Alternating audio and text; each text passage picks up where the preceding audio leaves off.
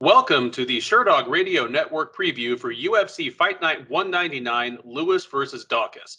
I'm your host, Ben Duffy of Sherdog.com, and with me, as always, is Keith Schillen, the executive producer of the Sherdog Radio Network. Keith, we're covering the last UFC card of 2021. How does it feel, sir? Yeah, man, it's these ones are always, they're fun, but they're also a little bittersweet because when it comes to this time, I will go, wow, we've done so many breakdowns, plus we do breakdowns for other organizations sometimes other than UFC, and you're just kind of burnt out. I'm like, well, man, I could get a break. But like next Saturday when there's no UFC fight, I'll be like, damn it. Saturdays will feel weird without fights for almost a month for major organizations. Yeah, I know there's a Ryzen sprinkle in there. So it's a little bittersweet. Yeah, I'm looking forward to the holidays and in a break, but I still need a little bit of my fix. I feel pretty much exactly the same way. This card, the one they're calling UFC Vegas 45, it can't help but feel like a little bit of a letdown after UFC 269 last week, where we had an all-timer of an upset in the history of the sport. We had a big-time title fight in what is still, probably the glamour division of the sport, men's lightweights. But this card, it's a sneaky good fight night card. It's good. And there's an interesting dynamic that comes up over and over again on this fight card. I'm going to throw it at you and tell me if you agree or disagree. Usually when you get one of your free cable cards or, your ESPN Plus cards, there's a lot of, debuting guys or, contender series guys against contender series guys as they kind of sort that out. We've made the joke before that these fight night cards are basically Dana White's Saturday night contender series, where the guys from the Tuesday night contender series need to win one or two before they really get into the general population. Right. But this one, you look at the main card, the top two fights on the main card feature veteran contenders who have had multiple title shots against an up-and-comer who's looking for his first title shot. And it's really the aging guy trying to prove that he's still at the top of the mountain versus a guy who wants to use him as a springboard or, a step up. And it's that way all the way down the card. Like Raphael and Diego Ferreira. You can say that from the main event. That's what I'm saying. Like the main event and co-main are both multi-time title challengers. Oh, yeah, I gotcha. Yeah, taking on... When you said the first two, I was thinking like the first two fights. Oh, sorry. I meant the top two. Yeah, okay. But even the rest of the main card, Diego Ferreira and Raphael Assuncao, they haven't actually had a title shot, but they're both like longtime contenders who were right at the top.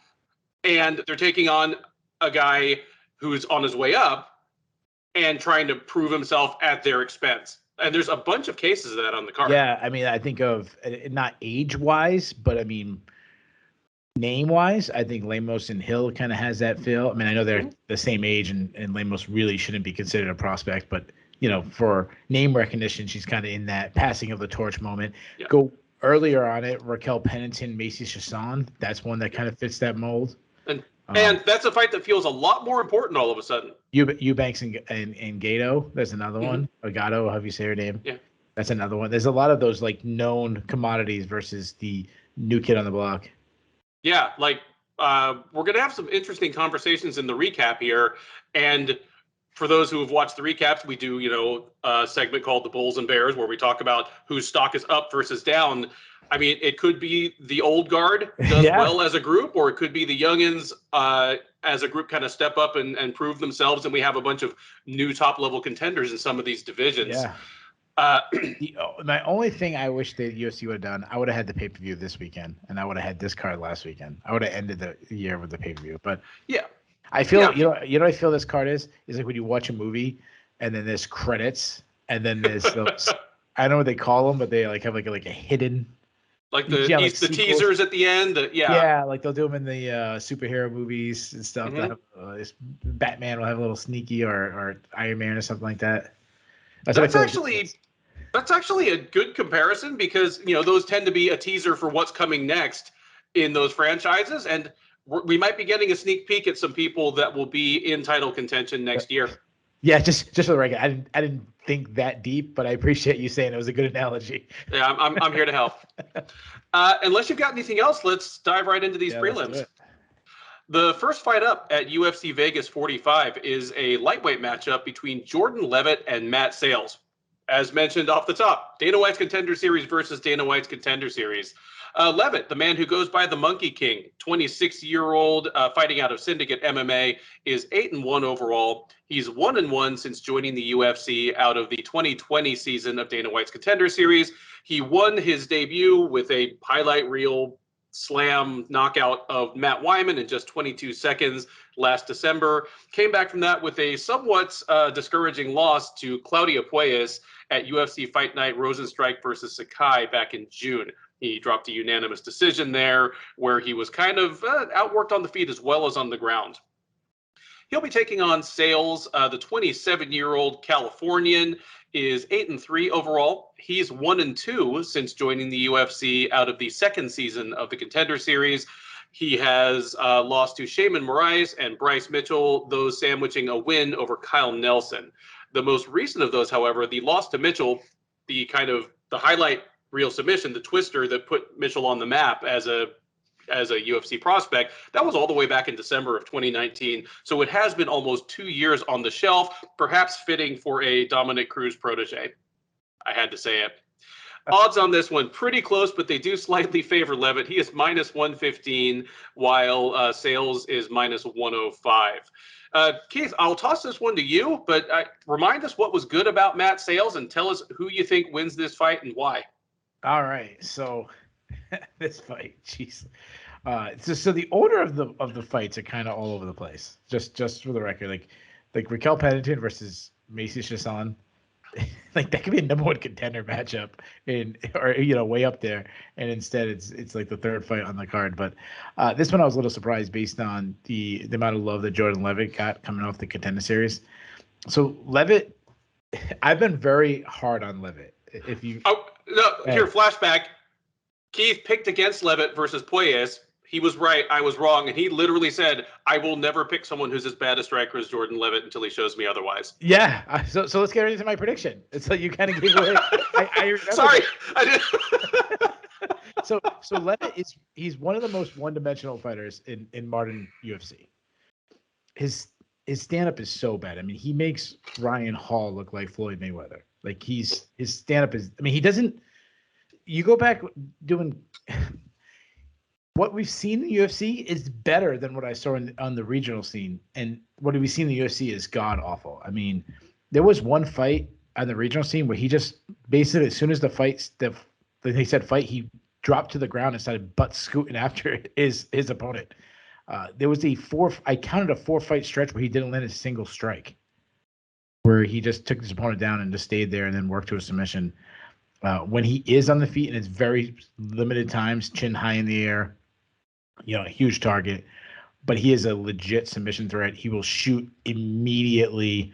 Not a great wrestler, not great entries. He's definitely like a funk style wrestler, and even that I wouldn't say. He's just a guy who kind of keeps his hips moving. He'll do a lot of Ryan Hall type things, Imanari rolls and sliding under, looks for heel hooks. He's got some slick back takes. He's very, very flexible. He's big for the weight class, so if he does end up on top, he can keep the position. He will go for submissions before securing position. So he's exciting. I'll say that about him. He had this beautiful Darce choke off of a scramble. The guys were still moving, and next minute he knew he was in a Darce choke. He hit this crazy slick Kimura as an amateur. He got his great crucifix in a scramble. So he's going to put himself into positions to get submission, but he also will put himself in compromised position to get beat up like he did against Puelles. And cardio is an issue. We saw it again against Puelles when he doesn't.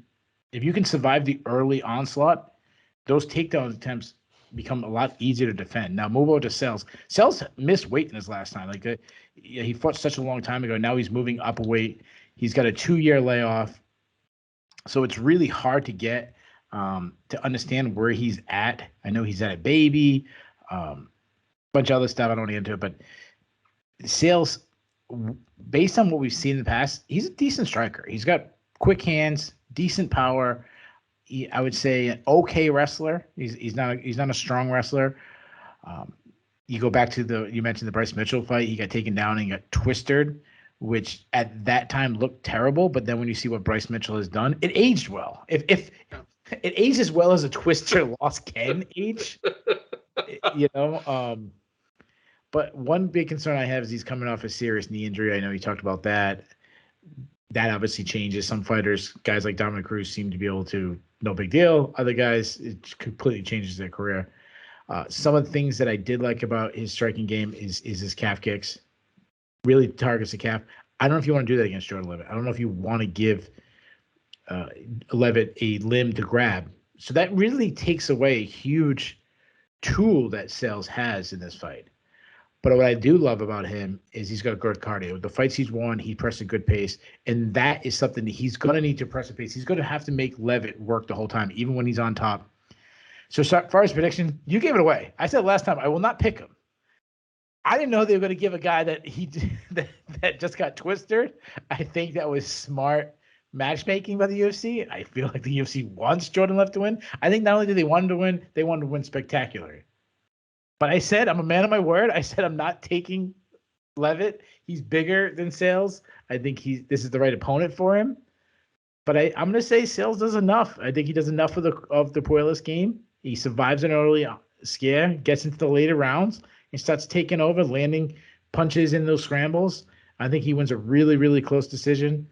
But yeah, I'll go upset right off the bat. Give me Matt Sayles. I'm actually with you on this one. And again, I picked Leavitt to beat Puelas in his last fight. You were right. I was wrong. The thing that concerned me, though, is exactly what you said. Leavitt gets tired quickly if he can't get the takedown or if he has to work too hard for it or has to work too hard to keep his guy on the ground. Like if a guy wants to oblige him with a grappling match, that's one thing. But if he's trying to get submission opportunities against the guy who is just actively trying to get back to his feet and escape, he seems to wear out quickly. Assuming Sayles is anything like the guy he was before he disappeared for 2 years, he's got some advantages here. Even if he is dissuaded from throwing those low kicks because of the threat of the takedown, he's a cleaner striker and he hits much harder than Leavitt does. I think he can hurt him. Like you said, like Leavitt's, he doesn't have a real like great traditional shot from the outside. You know, he depends on getting inside, getting trips, you know, getting basically like sacrifice throws that just force both guys to the ground and into a scramble where he trusts himself to get better position. Those are all going to require him to kind of navigate no man's land in getting inside on Sayles, and it kind of negates what would be a reach advantage for Leavitt. I'm with you. Like, I don't know if Sayles will finish him, but I think Sayles is going to hurt him on the feet multiple times, and it's just going to get harder and harder for Leavitt to get the takedowns that he absolutely needs if he wants this to go his way. And even if it goes to the ground, Sayles is a good grappler himself. He's not quite as go for broke, and he's a little more positionally sound. So Leavitt might even, like, it's not a given that if Leavitt gets him down to the ground in the first minute and a half of the first round that this thing is over. I think Sayles might even be able to hold his own there. So I'm with you. I think the line's a little out of whack, probably reflects some just that Sayles is a bit of an unknown factor right now, but give me Sayles by decision as well. Next up on the prelims of UFC Fight Night 199, we are going straight to the heavyweights. And I'm not saying I'm going to throw this one to you for your pick first, but let's just say that these two men have 5 appearances on Dana White's Contender Series between them. It is Don'Tale Mayes and Josh Parisian. Mayes, the 29-year-old Kentucky native, is 8-4 overall. He's 1-2 since joining the UFC after his 3rd appearance on Dana White's Contender Series. And note that I don't say out of his 3rd appearance because he didn't even get signed immediately after his 3rd appearance on Dana White's Contender Series. He is, I believe, the only fighter to appear on the 1st, 2nd, and 3rd seasons of the Contender Series. That most recent performance, a first-round knockout at Dana White's Contender Series 2019, still didn't get signed. Or no, he did get signed after that one. Then they matched him up immediately with Surreal Gone, which, you know, Congratulations. Welcome to the UFC. He lost to Rodrigo Nascimento, came back finally last November with a unanimous decision win over Roque Martinez at UFC Fight Night Felder versus Dos Anjos. He has been quiet ever since, so it is his first time back after just over a year off. He'll be taking on Parisian. The 32-year-old Michigan native is 14-4 overall. He is 1-1 since joining the UFC out of his second appearance on the Contender Series. He was on the second season. Then he was on the 2020 season where he knocked out Chad Johnson in the first round. He joined the UFC last November, dropped a unanimous decision to Parker Porter in his debut, came back with a split decision win also over Roque Martinez at UFC on ESPN Korean Zombie versus Ige this June. In this derby of people who beat up Roque Martinez to keep their roster spot, Mays is the slight favorite. He's minus 190. Parisian out there at plus 165 as the underdog. Keith, this is what Jack Slack would certainly call a case of large dudes swinging crude. Tell me who you think wins this one. Yeah, let's hope we don't get another slap and titties fight.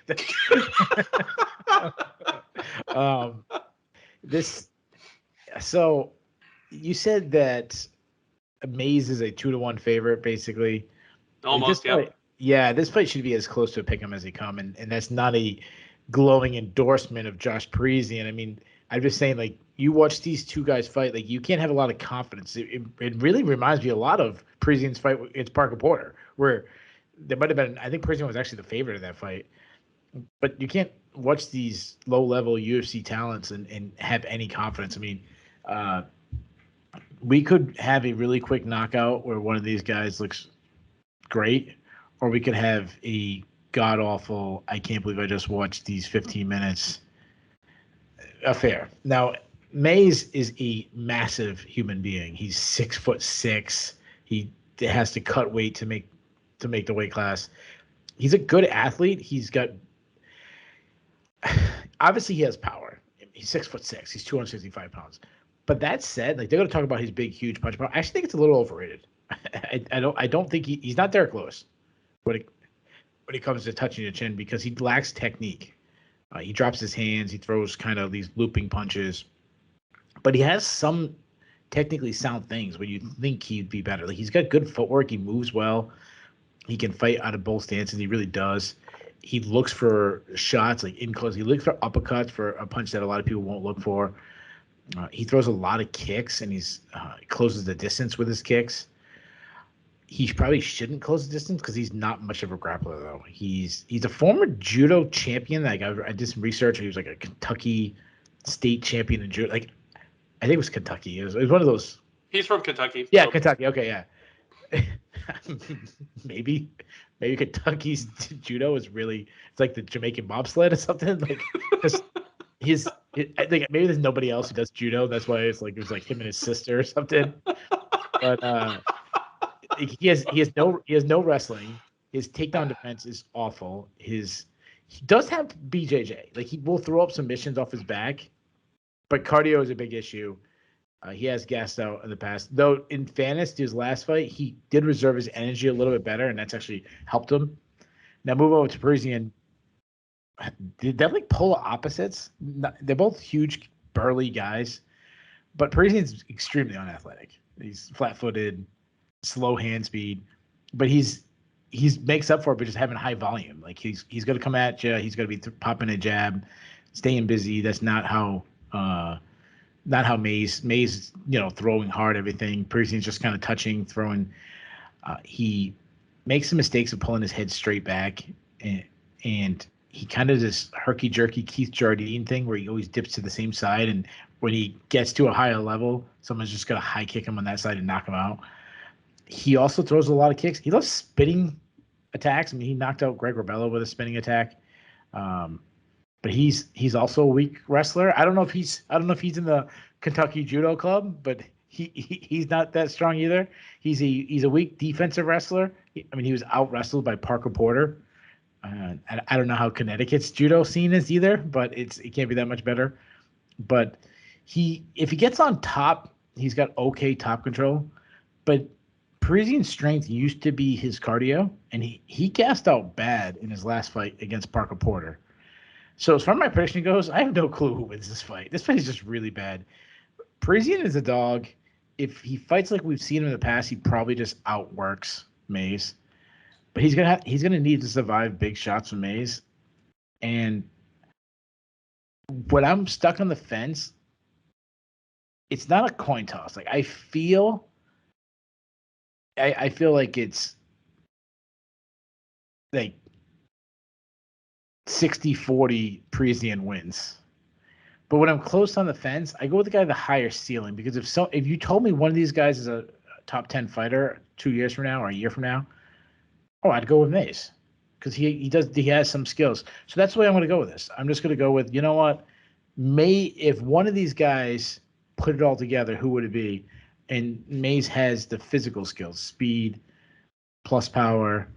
He has showed some improvement in his cardio. So I'm going to say, I'm going to still say it's going to be an ugly fight. But I say Mays is going to finally catch Parisian. He's going to catch him in the second round and get a knockout. I can totally see it going that way. And I love that principle you brought up about when you're on the fence, you look at the person with the higher ceiling. That's a brilliant way of looking at it.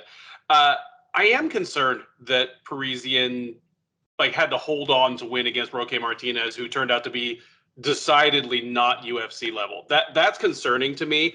Before that, even coming off the loss to Parker Porter, I would have felt better about him against Mays, but I just still have this sneaking suspicion that Parisian's going to win the first 2 rounds against Mays and then find a way to hang on for a decision. And the only thing I'm sure of is that if this thing gets to the end of the first round, we are in for a bad fight. I don't think the second and third rounds of this are going to be much fun. I think it's going to be 2 pretty tired heavyweights throwing single shots at each other and maybe mashing each other against the cage, one of them looking for the takedown at any given moment. But in an ugly fight, sort of your anti-fight of the night, give me Parisian by decision. On the UFC Fight Night 199 prelims is a matchup between Raquel Pennington and Macy Chiasson that, Keith, before I got the news that I just got, I was already going to make the argument that the winner of this fight might actually be closer to a title shot than the winner of the co-main or the main event, especially in light of what just happened this past Saturday. But now this already high-stakes bantamweight fight has been moved up to featherweight, where it is absolutely a title eliminator. If Amanda Nunes wants to defend her featherweight title again before she goes back to the inevitable rematch with Juliana Pena, the winner of this fight is on deck, unless the UFC signs Kayla Harrison and wants to rush her into that before they can say that Nunes is a double champ again or something like that. This is probably a title eliminator. It's Raquel Pennington versus Macy Chiasson. Pennington, the 33-year-old Colorado native, is 12-8 overall. She's 9-5 in the UFC. She's on a 2-fight win streak, those both being unanimous decisions over Marion Renault and Pani Kianzad. She is, of course, a former bantamweight title challenger, though she came up extremely short in a 5th-round TKO loss to Nunes in a front-runner for the worst beatdown of 2018. She'll be taking on Chiasson, the 30-year-old Louisianan by way of Texas. She and Andrea Lee went the opposite ways. Andrea Lee's from Texas, went to Louisiana. Macy Chiasson's from Louisiana, came to Texas. Yes, she's 7-1 overall. She's 5-1. Who won that trade? It depends on what you're looking for. Yeah, that's all I'll say. We'll move on. Yeah. Chiasson, 5-1 since joining the UFC as the featherweight winner of the 28th season of The Ultimate Fighter, after which, of course, she promptly dropped to bantamweight like every single other fighter from that cast. The odds as of the beginning of the day today on Wednesday favored Pennington, who is at -200, Chiasson +170. It'll be interesting to see if that line moves now that this is at featherweight, considering that Chiasson is, to put it frankly, a titanic bantamweight. But we'll see what happens. Raquel Pennington, I think I underrate her achievements and I underrate her skills for two main reasons. One is the simple optics that in her highest profile fight of her career, she took such a beating that controversy arose over whether her corner should have thrown in the towel or the ref should have stopped it earlier. I mean, that's an indelible image. Even as someone who's seen all of her fights, the one that sticks out in your mind is the one that was the biggest. The other thing is that even this far into her career, as one of the most accomplished and one of the most tenured women in the division, it's still hard to put your finger on exactly what Raquel Pennington does well. She's just a well-rounded fighter who isn't absolutely outstanding in any one area. And I think for those reasons, I say, she's 9-5. She's one who kind of always hangs around. But her losses have only been to the best of the best of the best. Like, you go back through her UFC run, it's Jessica Andrade, Holly Holm twice, Amanda Nunes, and Jermaine Jourdain. They're probably all top 5 fighters. And that's it. And the rest of them, she beats them. I mean, she got back the loss over Andrade, turned around and beat her. In fact, I think that's the fight that convinced Andrade to move down to strawweight. Beat Meerschaert, beat Marion Murnau, beat Pani Kianzad.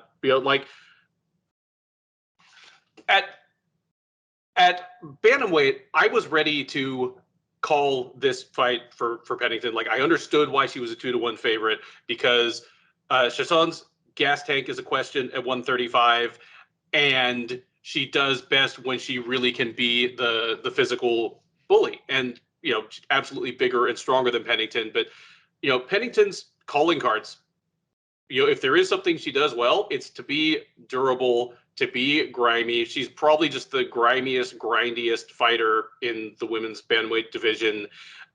Good cardio and capable of taking a lot of punishment, and like in clinch situations and like dirty boxing situations, capable of dishing out a surprising amount of it as well.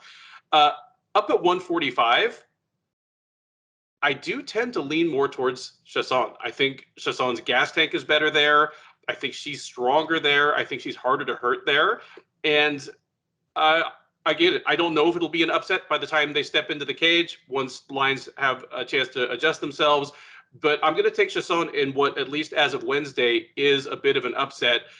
Give me Chiasson to keep Pennington on the outside for a while, but ultimately, even as long and lanky as she is, Chiasson is a tall fighter who wants to fight inside, and she's just going to win more of those clinch exchanges, make Pennington wear her weight, knee her and elbow her on the inside. If she can get a takedown, I don't know if she'll be able to hold her down indefinitely, but she does damage while she's on top.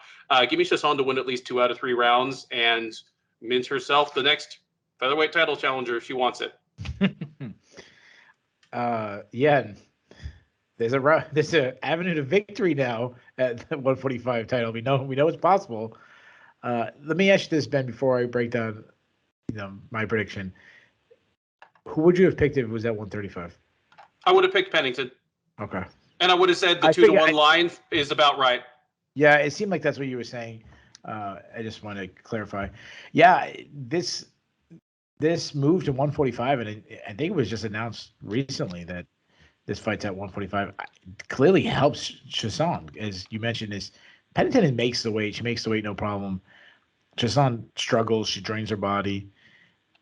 So that has me thinking one way, like, oh, what an advantage now Chiasson has, who's already going to be the bigger fighter, and now you give her an extra 10 pounds to not drain her body, But then I got to ask myself this question, well, why did this get moved up 10 pounds anyways? Was she struggling to make the weight to begin with? Did she have to ask for it to go up? Has she already drained her body? Like, these are the questions I have. So now, it's Pennington who stepped up on short notice, right?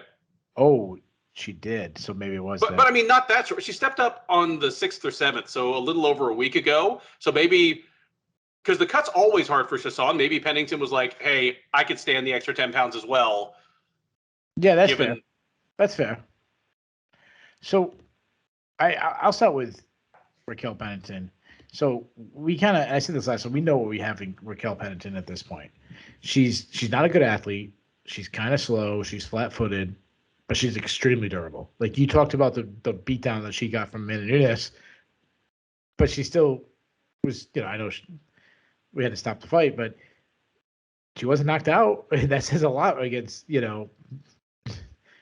normally when you stand in the pocket and throw down with Amanda Nunes. No, I'm saying that normally because obviously things changed this past Saturday. But she's an ultimate builder. She's gets stronger as the fight goes on. She's fairly technically sound. She's not a great athlete. She's technically sound. She has tight technical boxing. She unloads in the pocket with power shots. She loves her lead left hook. She does this. I talked about this last time. She does this dipping to her right lead, left hook over the top that you see a lot of boxers. Floyd Mayweather used to do that a lot. And then she just works in the clinch. Her clinch is their safe zone, gets in there, chest to chest, likes to grind, likes just to stay busy, stay annoying, outwork your opponent. She's got strong takedown defense. She's hard to take down, and she could sneak in an offensive takedown of herself because she's patient. She's just going to work and then just work little inches, and then she finally gets the right corner and gets the fight to the ground. If she's taken down, she does very well just to pop right back up and work her way back up. And she's a submission threat if she takes you down. And she has the cardio to push this hard, grueling pace in the clinch for all 15 minutes. Now, move over to Chiasson. As you mentioned, very big, long arms, long legs. She's got good power, solid chin. And the reason why I mentioned her solid chin is because she has a lot of defensive holes. She's very raw. She's got all the talent in the world. She has all the physical tools to be like a star in the sport. She really does. But she really needs to start moving her head. I mean, go back to the Shayna Young fight. Shayna Young was having success in the first round against Macy's son. And Shayna Young is a low-level UFC talent because she's very hittable. She doesn't use her length right. She does the very Tim Mean style to her length where she wants to get inside and kind of use – and I understand the logic behind it. Getting close, you can throw those knees easier. You're taller, elbows lean on you, as you mentioned, in the clinch. She's strong in the clinch. She's got good mean. She got a mean streak in her, dirty boxing, elbows in close, as you talked about, knees in close. She will just drape. She kind of does a draping thing where she drapes over her opponent to kind of force him to carry the weight. So everything you were saying, I totally agree with. One concern I have in close against Raquel Pennington is her takedown defense. We've seen Meerschaert get taken down, but I think about like Lena Landsberg took her down a lot in that fight, and she was really gassed in that fight, and that might have been just a bad weight cut, a couple of factors, and who knows. But to her credit, Mary Renault was taking her down last fight, and she showed improvement to get back to her feet, which I do like. And she's also had a long layoff, and she's at that age where she can make these big improvements, so we could see a completely different fighter. And her cardio has come a long way. Like we've seen it against Marion Roche. It didn't gas out like it did against Lena Landsberg. And if she gets on top from like the plum clinch, she gets her arms locked, she's brutal there. But if she gets on top in a grappling, really mean ground and pound. So as far as prediction goes, yeah, that change in the weight has really messed up my pick a little bit. I feel much better about Chiasson now at 145. We both agree that she should probably have been fighting at 145 all along. But I feel the same way about this fight as I did the Penny Cannonzad fight. Chiasson has the higher ceiling. She's the more talented fighter. And I really want this to be a passing of the torch. But I've seen Pennington be a smarter fighter and just make fights ugly over and over and over again. And you said it best. You said you have to be a top 5 fighter in the world to beat Raquel Pennington. She doesn't lose to people who's not top 5. And I don't know if Macy Chiasson is top 5. 145? Yeah, everyone's top 5 at 145. But I'm still thinking it is, the more bantamweights moving up to 145. I just think Raquel Pennington finds a way where she's outmatched physically, but still finds a way to win, makes it ugly, and she wins a really close decision. So give me Pennington by decision. There we go. All kinds of dissension all over the place in the first 3 fights of the card. Through 3 fights, we have already disagreed on as many fights as we did in 14 fights last weekend. So we're in for a wild ride.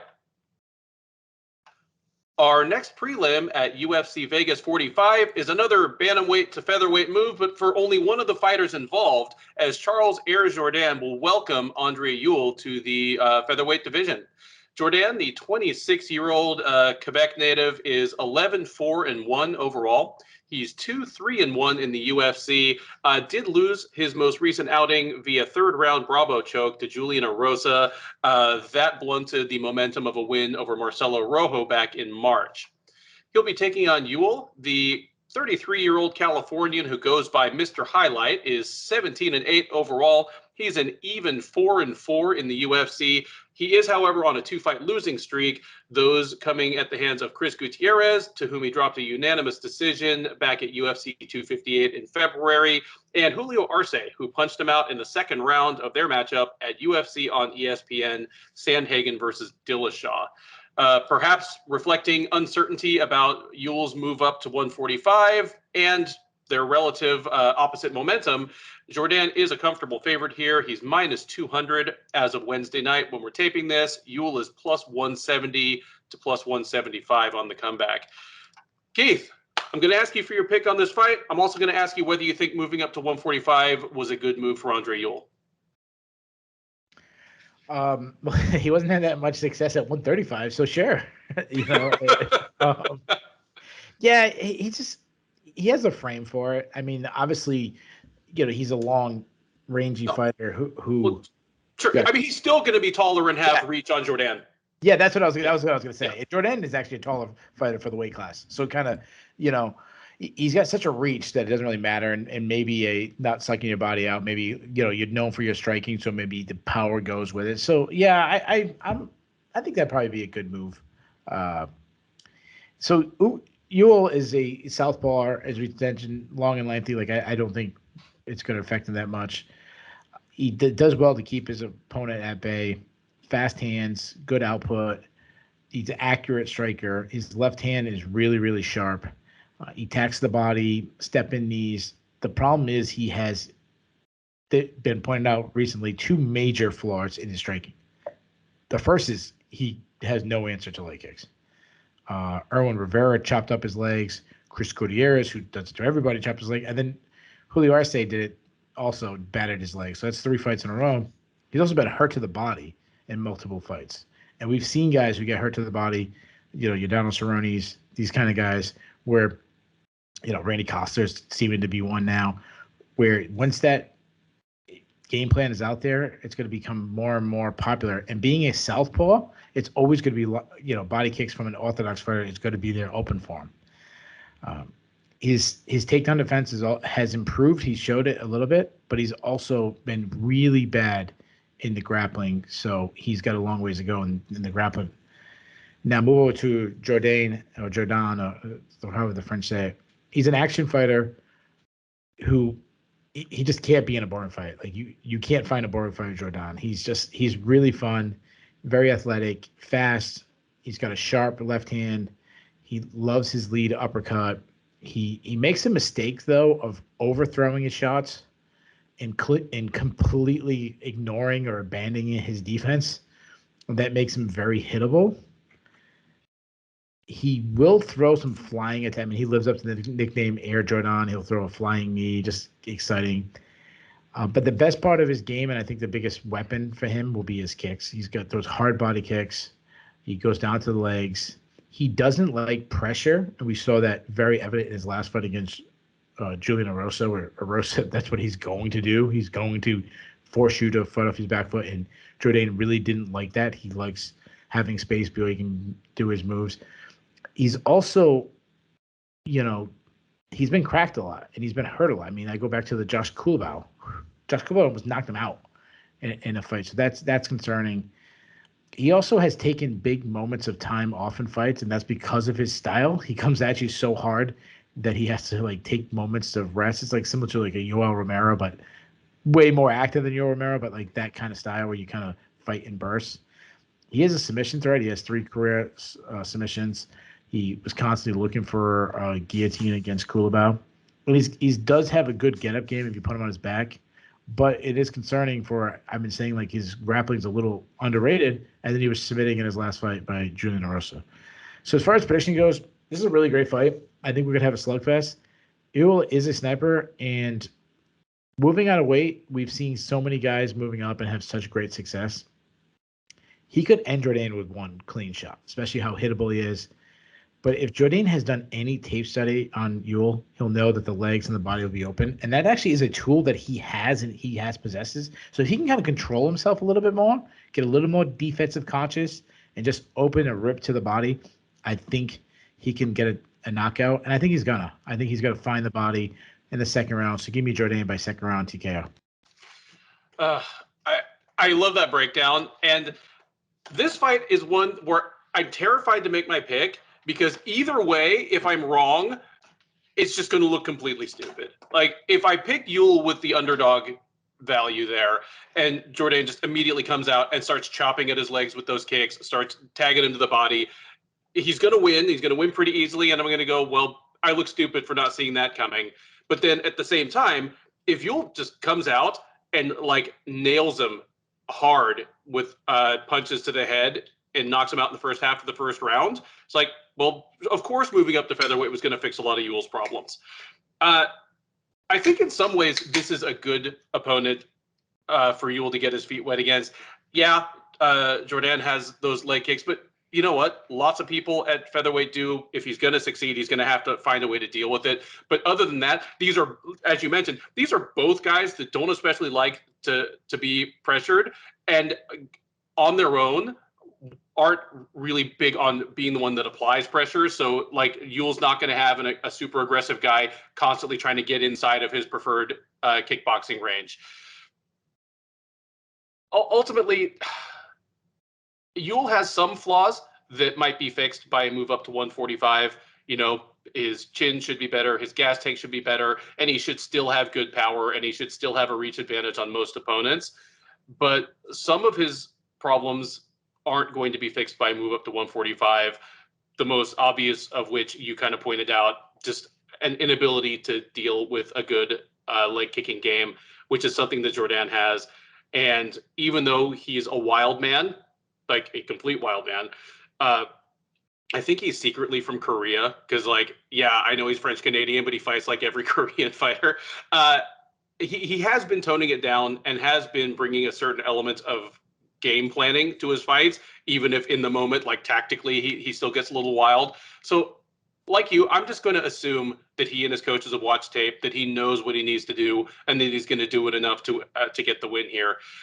Give me Jourdain. Did you say second round TKO? Yep. I'm actually feeling the exact same way. He may be in some trouble early, like Ewell might ring him up, but he has pretty good recoverability. The leg and body work is going to start telling, and yeah, I think he's going to start rolling downhill in the second round as well. The UFC Vegas 45 prelims head down to the flyweight division, as it is Sijara Eubanks versus Melissa Gatto. Eubanks, the 36-year-old New Jersey native, is 7-6 overall. She is 5-4 since joining the UFC as a would-be finalist of the 26th season of The Ultimate Fighter. She, of course, blew weight badly for her championship fight and had to be replaced by Roxanne Modafferi. But since then, she is 5-4, having bounced back and forth between flyweight, bantamweight, and catchweight. However, in recent months, she seems to have gotten the cut to 125 pounds. She seems to have gotten it down, and she is coming off a first-round knockout win over Elise Reed. She'll be taking on Gatto. The 25-year-old Brazilian prospect is 7-0-2 overall. She is 1-0 in the UFC, made her debut back in August with a TKO via doctor stoppage at the end of the second round against Victoria Leonardo. But, I mean, don't be fooled. It was a fight in which she was wrecking Leonardo anyway. But Leonardo's arm turned out to be broken at the end of that second round. Despite that, Eubanks is the slight favorite here. She's minus 170, where Gatto is plus 150. Keith, Melissa Gatto, technically undefeated, even if she has 2 draws in her short career. Sijara Eubanks, barely over 500. Nonetheless, she's the slight favorite. Are you with this? Who wins this fight? Oh, God, Sijara Eubanks. You always have to let me lead off with Sijara Eubanks. So we've talked many times about Sijara Eubanks and us saying, she's at 125 now. I think it's her second fight in a row back at 125 from what, like 4 or 5 years out of the weight class. It's the right weight class for Eubanks. It's just sad that her permanent move didn't happen until she was 36 years old. But at least she isn't undersized anymore for the weight class. From distance, she's a pretty good boxer. She got pretty good speed. She can slide in the pocket, unload some heavy shots. She has some good snap on her punches. One thing I have noticed when I watch her, she throws a lot of the very similar combinations every time. You can see that she's going through her memory of this is what I'd like to do, and she loves her overhand right, short left hook. She looks for way too much those two punches. Her high kick is really good though. Like she throws this high kick that's and it's just because she's very athletic. Good takedowns, nice top control, more of a controller than a submission threat. But cardio is a insane issue with her. It's funny. I remember one time she won a close fight. I can't remember who she won, but she was complaining about people saying she had no cardio, and it'd be like Peyton Manning complaining that someone says he has a big forehead. Like just accept it. You know what I mean? Like it is what you are. Like you know what I mean? It's like people making fun of my accent. Like, all right, so I got a Southern New England accent. Just accept it. I don't argue and say I don't. No matter how skilled she is and two things that happen. She could be way more skilled than a fighter and just blows him out, or she's way more skilled than a fighter and then loses. It's like it's so hard to get a grasp on it because you're like, man, like how she lose to Betch Correa? Like that fight just it won't leave me. I can't stop thinking about it. And then we talk about her cardio and her gassing, and then her moving down to 125, which I do believe is the right weight class for her. But that extra 10 pounds to cut, it worries me even more. Now, there's some people who get down to the weight class, and because they have to make that cut, they're just way more disciplined than you normally are, and it just works out. And then there's the other fighters who do it the wrong way, and they still just, their weight cut is just 10 more pounds of weight cut instead of doing it the right way. Now, Gatto is big for the weight class. She's long and lengthy. She's a forward pressure striker. She's pretty fast. She also throws. I love that she attacks with big combination. When she attacks, she's throwing 4 or 5 punches at you. Tons of kicks. She's very physically strong. She looks for takedowns in the clinch. Nice inside trips. She's a wizard on the ground. Good back takes. Very aggressive with her submissions. She will lose a position to try to get a submission, which I don't like. She also will look for subs off her back and chain subs together, which you like when they chain subs together. But she doesn't have the urgency if the submission's not there to use the opening to scramble back to her feet, which I don't like that. But so my prediction for this fight, I just stopped believing in Eubanks a while ago. I probably held on to the belief in Eubanks longer than a lot of people. I was still holding up because she looked sensational off the Ultimate Fighter show. Like I thought she was going to win the championship, and if this fight becomes a war or this grueling clinch battle, which I think it really can be, or back and forth grappling battle, I just don't think she will dig deep. Now, Gatto is just a mystery because, we don't have that much film on her, especially for the UFC, but I've seen Eubanks get outworked by Betch Correa, and I think just this is the case here. I think she's gonna start off well. But as the fight carries on, I'm just gonna see her fade, and I think Gatto's gonna pick up the second and third round, and I'm gonna say Gatto wins the decision. That's pretty much the other outcome, because this to me is a 2-outcome fight. I mean, I guess it's a 3-outcome fight. There's Eubanks just swarms all over Gatto, throws her on the ground and smashes her, and either TKOs or submits her on the ground, or Eubanks maybe wins the first round and just fades and Gatto takes over, or Eubanks wins the first round and manages to hang on despite being tired and wins a decision.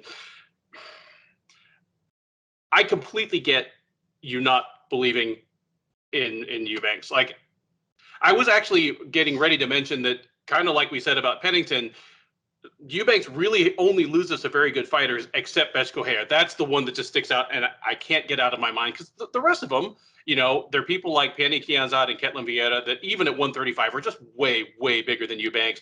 Aspen Ladd, who is just a bigger version of her bullying self. But then there's the Correa fight where I don't even want to revisit it. But I still have the doubts about Gatto that we talked about him last week when we talked about Bruno Silva, where anytime a fighter comes over from, whether it's Brazil or former Soviet republics, just a less well-regulated area, they are have obvious physicality. I want to see him fight UFC level competition. I also want to see him through their first couple of USADA tests, and especially when it's someone like Bruno Silva or Melissa Gatto that had a USADA suspension as soon as they were signed before they even got a fight. It takes me a couple of fights before I really believe in them. So I don't know if Gatto looks improved in this, but I am going to go with Eubanks to just come out of the gate hot, fast starter. Get the finish. I think Eubanks is going to come out. I think she will probably get at least as good as she takes in the boxing. I think she'll be able to get Gatto on the ground, and she's still just really strong, heavy on top, and I think she's going to take top position, just maul her with punches and elbows, and either get just a strong woman choke, just go out for an arm triangle, or just keep punching until this thing is over. But give me Eubanks by first round. I'm going to say TKO. Ben, let me ask you a question before we move on. Sure. So you said that Eubanks doesn't lose to fighters that aren't top 5 or something, which I agree. She's lost to really good fighters other than Meerschaert. But let's flip that. What good fighters has she beaten? I mean, Lauren Murphy in 2018. I think the Julia Avila fight was a pretty good one. Yeah, that's the only one I was going to say. It's going to be the one that was the big surprise. The Avila. Yeah. That's it. Roxanne Modafferi. Yeah, she has her level. Aside from the weird Correa thing, she beats the women, kind of below number 8 or so, and loses to the ones above it. Fair enough. No, I mean, she's not even a scream at the TV fighter unless I'm screaming at her during the weigh-ins. She is what she is. Yeah. Next up, we have the second of what are 3 scheduled heavyweight fights on this card, unless Sijara Eubanks blows weight in a truly unprecedented fashion, as it is Justin Tafa versus Harry Hunsucker. Tafa, the 28-year-old Australian, is 4-3 overall. He's 1-3 since joining the UFC back in 2019. He was among that kind of flock of Oceanic fighters signed for UFC 243, the promotion's big blockbuster down in Australia. He lost that debut to Yorgan De Castro, came back with a win over Juan Adams, and since then has lost 2 straight against Carlos Felipe and Jared Vanderraa. The most recent of those, the Vanderraa loss, was a unanimous decision at UFC Fight Night Font versus Garbrandt back in May. He is taking on Hunsucker, who is 32 years old, fighting out of Kentucky. He is 7-4 overall. He's 0-1 since joining the UFC as a veteran of the 2020 season of Dana White's Contender Series. However, he was not signed out of that season because he lost. He lost, but then won one more fight back in Kentucky and was signed as a short notice replacement to face Tai Tuivasa back in March. He lost to the resurgent Tuivasa in just 49 seconds by knockout, reintroducing us to the shoey. Odds on this one, Tafa is a big favorite here. He's -330, one of the biggest favorites on the card. Hunsucker available as high as +275 on the comeback. Man, okay, this fight, I know, in discussing the card overall, off the top of this program, we kind of talked about how this is better than a lot of your average fight night offerings. This fight is not. This is exactly what you expect out of a free fight night card prelims. It is the obligatory heavyweight slobber knocker. And I don't know who the hell wrote these odds, because this fight is going to be won by the first guy to land clean. So you just said this is the obligatory. We thought we already had that one. This fight makes Mays Parisian look like Ngannou Couture versus Hizzo. Yeah.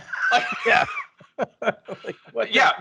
Like, Mays versus Parisian is a fight between two guys that, I mean, they have some upside, but they're also more or less kind of clinging to the bottom rung. Like, either of those guys, is not too far from being cut, and they're a whole tier above Tafa and Hunsucker. I mean, Tafa's 1-3 in the UFC, and his lone win is over Juan Adams. That, while I like Juan Adams a lot, at least on his last sojourn in the UFC, he just wasn't UFC level yet. Like, that's it. And the guys he's lost to, Carlos Felipe has some upside, but I mean, he got flattened by Yorgan De Castro. And I say that because I know that will score points with Keith, because, De Castro is from Southern New England. So, Keith knows how bad a loss that is. Anyway. Yeah, Fall River Zone. He's from Fall River, Mass., a place I used to live. There you go. The janitor. Well, there's already a janitor. He can be Yorgan, the custodian, De Castro. Interesting thing about this, I mean, Justin Tafa, he is a protege of Mark Hunt's, and he looks a bit like Mark Hunt. The funny thing is, both these guys are listed as 6 feet tall. When they get face-to-face at the weigh-ins, when they face off in the cage, be surprised if Hunsucker does not look 3 inches taller than this man. I don't know how both these guys are listed at 6 feet tall. Tafa's more like 5'10", and Hunsucker's probably more like 6'1" or 6'2". But Tafa is, I mean, he really is Mark Hunt. If you teleported him, from like 2005 to now at his age 28 self, and took away most of what made Mark Hunt really great. Because Mark Hunt, before there was a Derek Lewis, was the guy that looked like he should have a miserable ground game, but kind of had surprising success just bench pressing people off of him and getting back to his feet when he was tired of being on the ground. And then obviously Hunt looked like just this kind of borderline obese Samoan, just swinging huge haymakers, but was actually a much niftier striker than that. Tafa is everything that you thought Mark Hunt was when you looked at him in a bathing suit. I don't know how he's a 3-1 favorite over Hunsucker here. Hunsucker, not athletic. He has the same kind of power that every heavyweight has, but not outstanding heavyweight power, and huge defensive lapses on the feet. Can be hurt. I mean, all of his losses are by knockout, and I believe all of them, the work started on the feet. I'm trying to picture any of them where it didn't. So while I think Tafa's going to win this one, it really does come down to the first guy to land hard. Neither of these guys is super durable, and both of them have huge holes defensively. Give me Tafa by first round knockout, but Hunsucker by first round knockout, I think of that as almost a 60-40 proposition. Yeah. I'm just looking at pictures of Harry Hunsucker. Like, what an alpha male this guy is. Like, there's no way this guy doesn't wear jeans to weddings and funerals and stuff. Like, he just like, he's a guy that he's seen every single Fast and the Furious movie. Like, that's just so I'm looking at, he's also from Kentucky. I didn't know he was the runner-up in the judo high school judo championship, losing to the great Dontel Mays. I didn't know we had 2 fighters from Kentucky. I'm looking for my notes. I'm scrolling. I'm just trying to kill time, and then I realized that I didn't take any notes on this fight, because why would you? So Tafa he's a southpaw boxer with decent hand speed. He also loves to throw his uppercuts. He does have big power, but he has huge defensive flaws. Lacks head movements. He kind of just pillars behind and kind of ducks, Tito Ortiz style, ducking behind his forearms. He also can be too aggressive on his counter strikes, where, as you mentioned, he was knocked out by Yorgan De Castro, and he hasn't showed anything in his ground game. And then move over to Hunsucker. He's very aggressive. He sits on his punches, but keeps his chin high in the air. Throws some kicks, push kicks, throws some low leg kicks. Some things I don't like about him is I was watching one regional fight, and it was like a minute into the first round, and he was breathing extremely hard. And I said this last time, I'll say it again. Like he's beaten extremely low level competition on his way into the UFC. I said last time, I seen one of the guys he beat on the regional scene that made Butterbean look like Sage Northcutt. Like that's how bad the shape this guy was. Hunsucker is not really an athlete himself. He was just less fat than the other guys he was facing on the regional scene, and he also hasn't shown any ground game. The odds makers are insane to have Tafa a 3-1 favorite over anybody. I'm with you. Like, I almost want to take Hunsucker just because of that, just because of the odds. Like, say, hey, what the heck? Let me pull up an upset. I have no confidence, but I originally was taking Tafa because I've seen him win, simply because of that. So I say he catches Hunsucker's chin. I'll say he does in the very first round with less than zero confidence in that pick. Second from the top of the UFC Fight 199 prelims is a bantamweight matchup between Raoni Barcelos and the debuting Victor Henry. Barcelos, the 34-year-old Brazilian, is 16-2 overall. He is 5-1 in the UFC. Joined the UFC back in 2018, led right off with 5 straight wins over increasingly impressive opposition. Had a couple of higher profile fights fall out for him. He had been scheduled to fight people like Murad Dvalishvili, Cody Stamen. Those, all fell out for various reasons, his injuries to them. And he ended up losing to Timur Valiev back in June at UFC Fight Night Gone versus Volkov. That was a majority decision against another of the very most promising prospects in the division. At any rate, he'll be looking to bounce back from his first UFC loss against the debuting Henry. The 34-year-old California native and longtime protege of former UFC champ Josh Barnett is 21-5 overall, and as one might expect of a Barnett disciple, really made his name on Asian regional circuits. He fought in Pancrase, Ryzen, and so forth. Has fought more overseas than in the U.S., but he does get the call up here, and the odds makers at least have predicted that this will be tough sledding for him as Barcelos enters as a minus 310 favorite, Henry plus 255 as the underdog.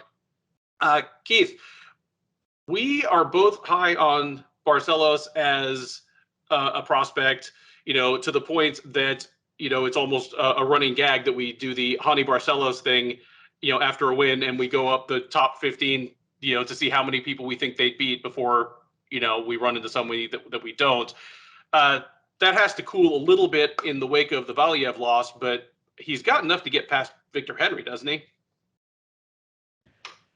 Yeah, so just so people aren't disappointed in the recap, all we've done is transfer to Valiev. So now we're going to do it with Valiev until he loses, and we do it with that person. It's like the lineal ladder champion for us.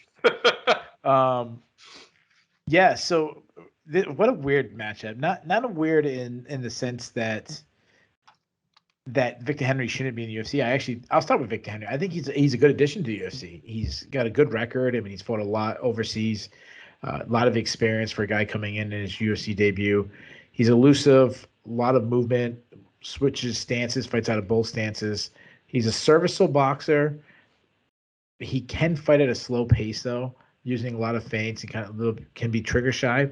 But he's a little bit of a builder. When he starts getting going, when he starts finding him range, he opens up a lot more. So it's more, I should say, more of a slow starter. He can be a little bit of a slow starter, but a lot of kicks. He likes his teep kicks. He's got great dexterity at his kicks, where he'll throw a leg kick and then just counter it with like a question mark kick to the head. Strong takedown defense. He's got really good hip control.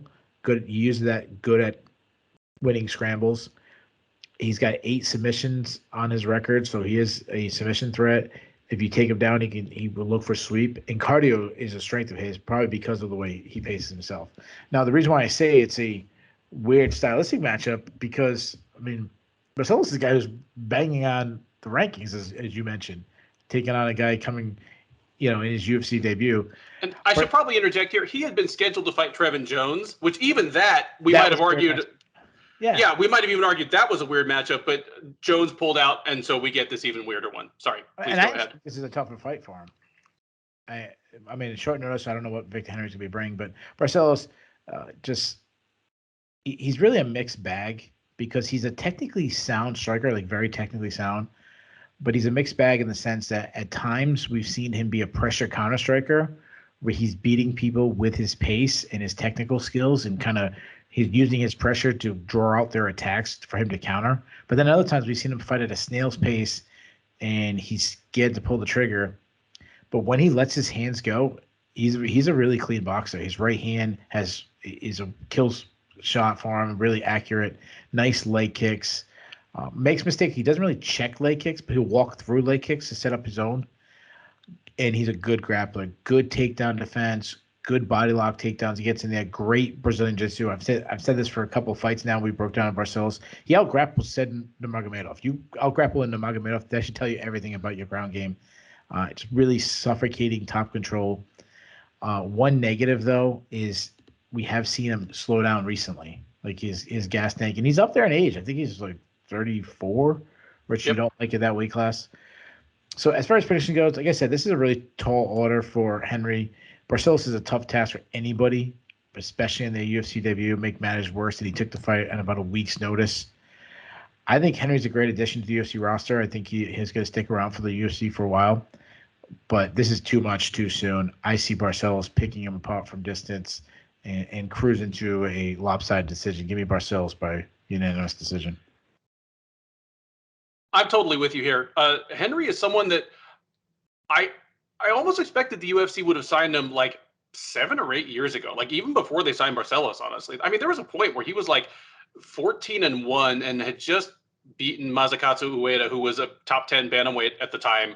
And I never even really heard a whisper of him coming to a stateside promotion. And from there, he went on to a pretty good run in Pancrase, then Ryzen, but has basically been bouncing around Asia ever since.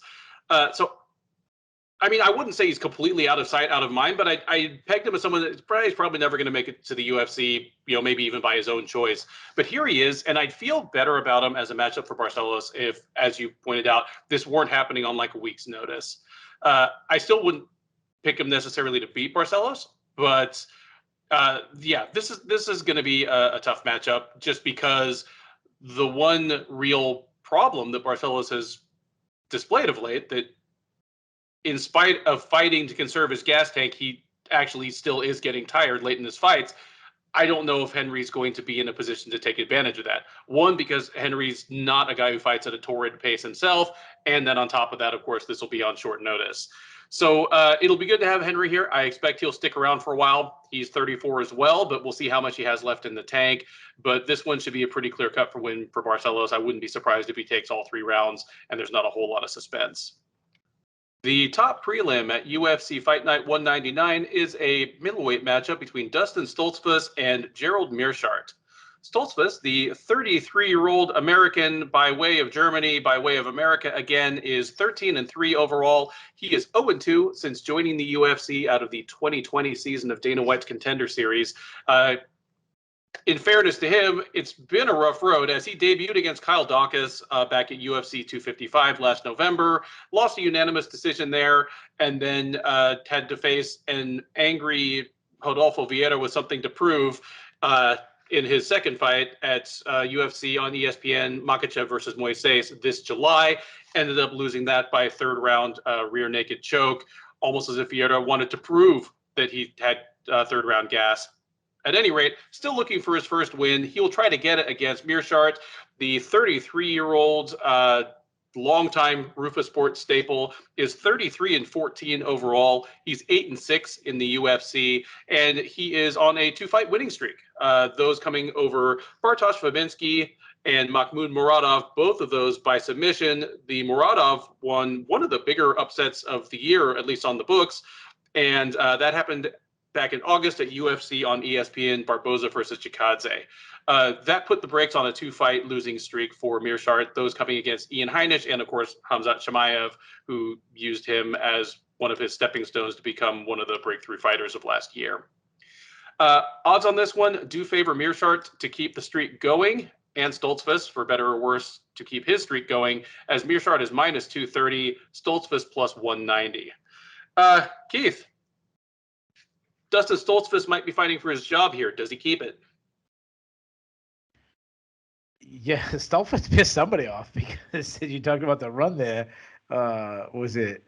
You said Dawkins, then Rodolfo Vieira right after Tafa getting choked out by Andrew Sanchez. and then you get a crafty veteran in Gerald Meerschaert. I'm like, geez, dude. I don't know. I don't know who his manager is, but come on, dude. Let's sprinkle in some, some scrub in there. Jeez. Uh, yeah. So I'll start with Gerald Meerschaert because I feel like Gerald Meerschaert, he fits our mold of fighters. Like, um, what's it called? The Hall of Fame of Awesome, or what do you what was it? The Hall of fucking Awesome. The Yeah. whole fucking like Jared Meerschaert to me is a future inductee in that, or he's at least going to be in the finals voting, or however you guys decide to do it. Because he'll never be in the UFC Hall of Fame unless he does something dramatically to change his career. But he'll never wow you with his skills, but he doesn't have a major hole in his game. I said that last time about him. He's well rounded. He's just a gritty, crafty veteran that he's I'm gonna weather the storm. I'm gonna take everything you have and I'm gonna keep coming at you, and it's gonna surprise you. Like it's just he's a terrible defensive wrestler, but he's such a submission threat, and he's almost to the point where I think he almost baits you into try taking him down so he can lock in a guillotine. Or he's got 25 submissions in his career, and he can find subs from every direction on the feet. Like when I think about Jared Meerschaert on the feet, like nothing stands out to me. He's just honestly similar to what we just saw with Juliana Pena and Amanda Nunes. Like I'm way more outmatched and skilled, but I'm going to hold my ground and see if you're just damn tougher than me. And not many people are with Jared Meerschaert, especially mentally. Like he breaks people mentally by still like, why won't this guy go away? I'm still a little worried about his chin, being that he was brutally knocked out by Ian Heinisch and obviously Shemaev in the walk-off shot. But Muradov in his last fight is a big cracker, and Muradov wasn't able to finish Meerschaert, so that makes me feel a little bit better. Now, moving on to Stoltzfus, I do think he's much better than his UFC record suggests. I think, obviously we talked about, his run. I think that says a little bit about him. He's well-rounded. He's a guy who can fight out of both stances. I've seen him be a little gun-shy at times, but when he lets his hands go, he draws really good power because he sits on his punches. He throws his right hand extremely hard. He almost like whips his right hand. He'll throw in some spinning attacks, a lot of kicks, a lot of leg kicks, body kicks. He's a good, I shouldn't say good, but above average wrestler. He's hard to take down. He has a submission threat himself, as he has 7 career subs. He's creative. Like he got a twister on the regional scene when I was doing. I remember watching that when I was doing tape study for what would have been, I think, probably the Kyle Dawkins fight. He's got a knee bar submission win. He's got a leg lock. So when I look at the skills of these guys, on paper, Stoltzfus should win. But he's the more skilled fighter. I mean, he has the skills that jump out to you, while Meerschaert doesn't. However, Meerschaert is just going to make him be uncomfortable every second this fight lasts. And he's going to blast Meerschaert with shots. And if he doesn't knock out Meerschaert's going to keep coming. He's like an Energizer Bunny. And he's going to build and he's going to build. And as the fight moves on, Stoltzfus is going to make a mistake. And Meerschaert's going to make him pay. He's going to get a takedown. He's going to lock on a submission, something. So give me Meerschaert. I'm not going to be fooled by this guy anymore. He's going to get a submission. He's going to get it late. Give me Meerschaert by 3rd round submission. I'm completely with you on this. The instant word that comes to mind when I think of Meerschaert is overachiever. Because the only thing he does at an above average level is get submissions, but in order to put himself in a position to get those, he usually has to go through a world of hurt. And if he can go through a world of hurt and survive, he can beat a more talented fighter. I mean, look at the Trevin Giles fight.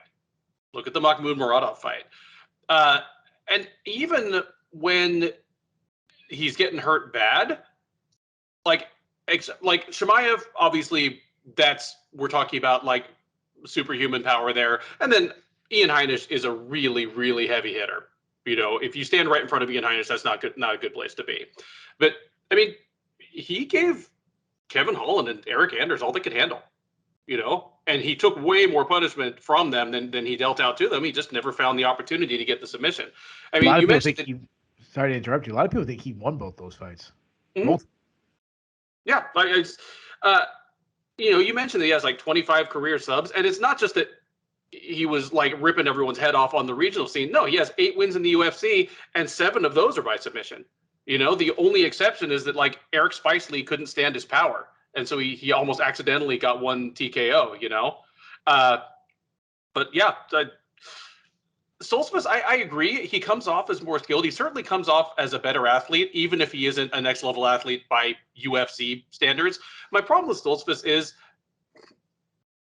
and I say this about a few fighters that are, only a few fights into their UFC tenure. He fights like someone who got away on being the stronger, faster, better athlete most of the time on the regional scene, and is just learning that isn't going to work on UFC level fighters in his division. The question for that kind of fighter is always, well, can they make the adjustment? And develop a fight style that will work, or are they just gonna wash out pretty quickly? I hope Stoltzfus doesn't wash out quickly, but I don't think this fight's going to do him any favors there, because his best routes to winning this fight just are rough sledding against Meerschaert. I expect that he will probably get the better of Meerschaert in the striking exchanges, but I don't think he's Ian Heinisch or Khamzat Chimaev to finish him there.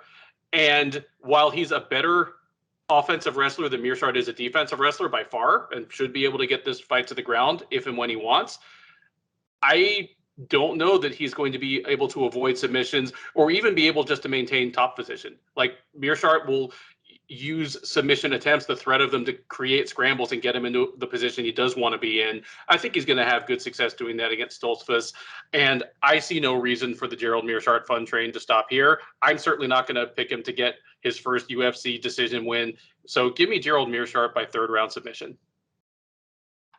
The 6-fight main card of UFC Fight Night 199 starts with a matchup between 2 of the more established veteran names and reliable action fighters in the featherweight division. It is Cub Swanson versus Darren Elkins. Swanson, the 38-year-old, is 27-12 overall. He is 12-8 in the UFC, or if you add in his tenure in the WEC, which you absolutely should do, he is a total of 16-11 between the 2 promotions.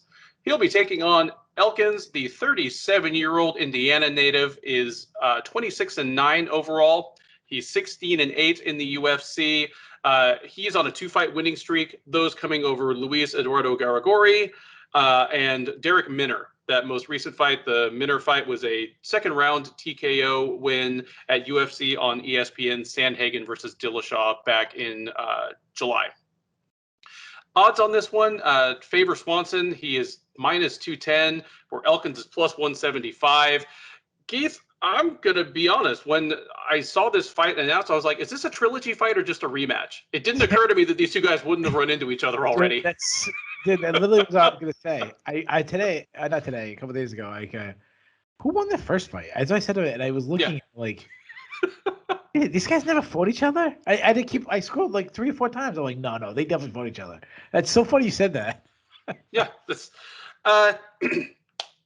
who you got in this? I mean, you mentioned kind of off camera in between segments that you didn't love this matchup. Yeah. So, tell us your thoughts on it and who you think wins and how. Well, there's a couple of reasons. One, yeah, respect both these guys, but obviously they both are, nearing the end of their careers. Competitively, they're both right there. Like, it's pretty impressive. I mean, Cub Swanson had not as competitive than Darren Elkins, but Cub Swanson has also faced the better competition recently than Darren Elkins has. But they're just guys, they're not, I wouldn't say legends of the sport, but just respected guys that, I just don't want to see the guy lose. If that sounds bad. And obviously someone's going to lose. I mean, the plus bar is someone's going to win. Now, Cub Swanson, a lot of his skills, have diminished a little bit, but he's still a pretty good fighter at this point of his career. He's high output.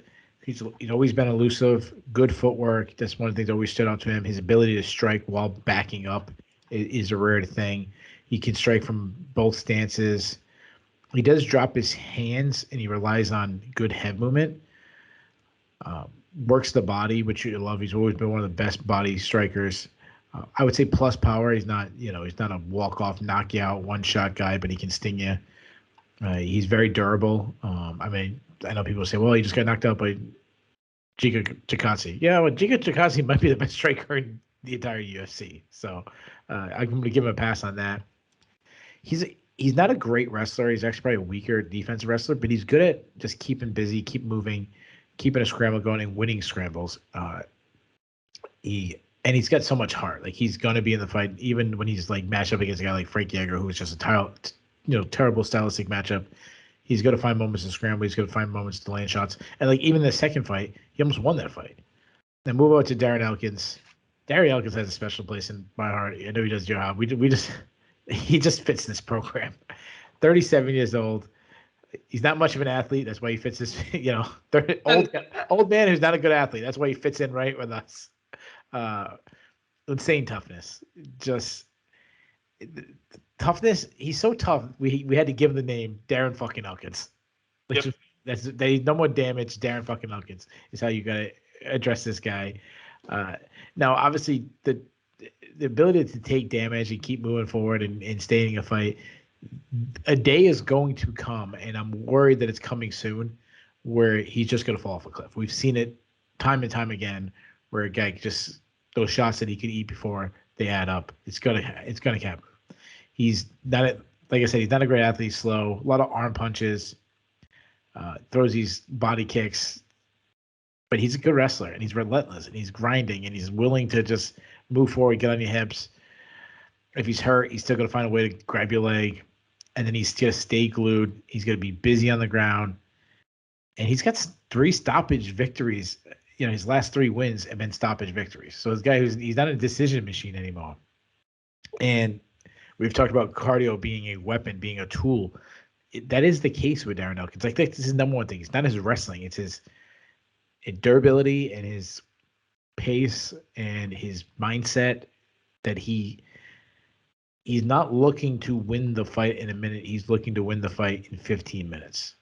So it's more of thinking the end game, the end goal instead of the little goals. As far as prediction goes, I really want to pick Elkins. I could see him just out wrestling Swanson.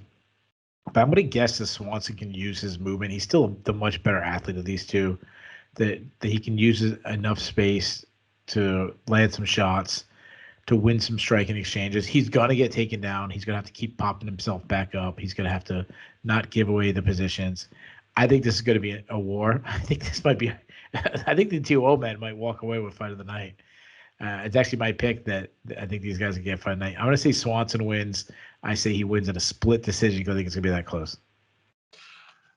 Yeah, I mean, kind of like because I was surprised when you said you hate this fight, but I can tell now you like the fight. You hate the idea of this fight. You hate what the fight is going to mean, and I'm completely on board with that.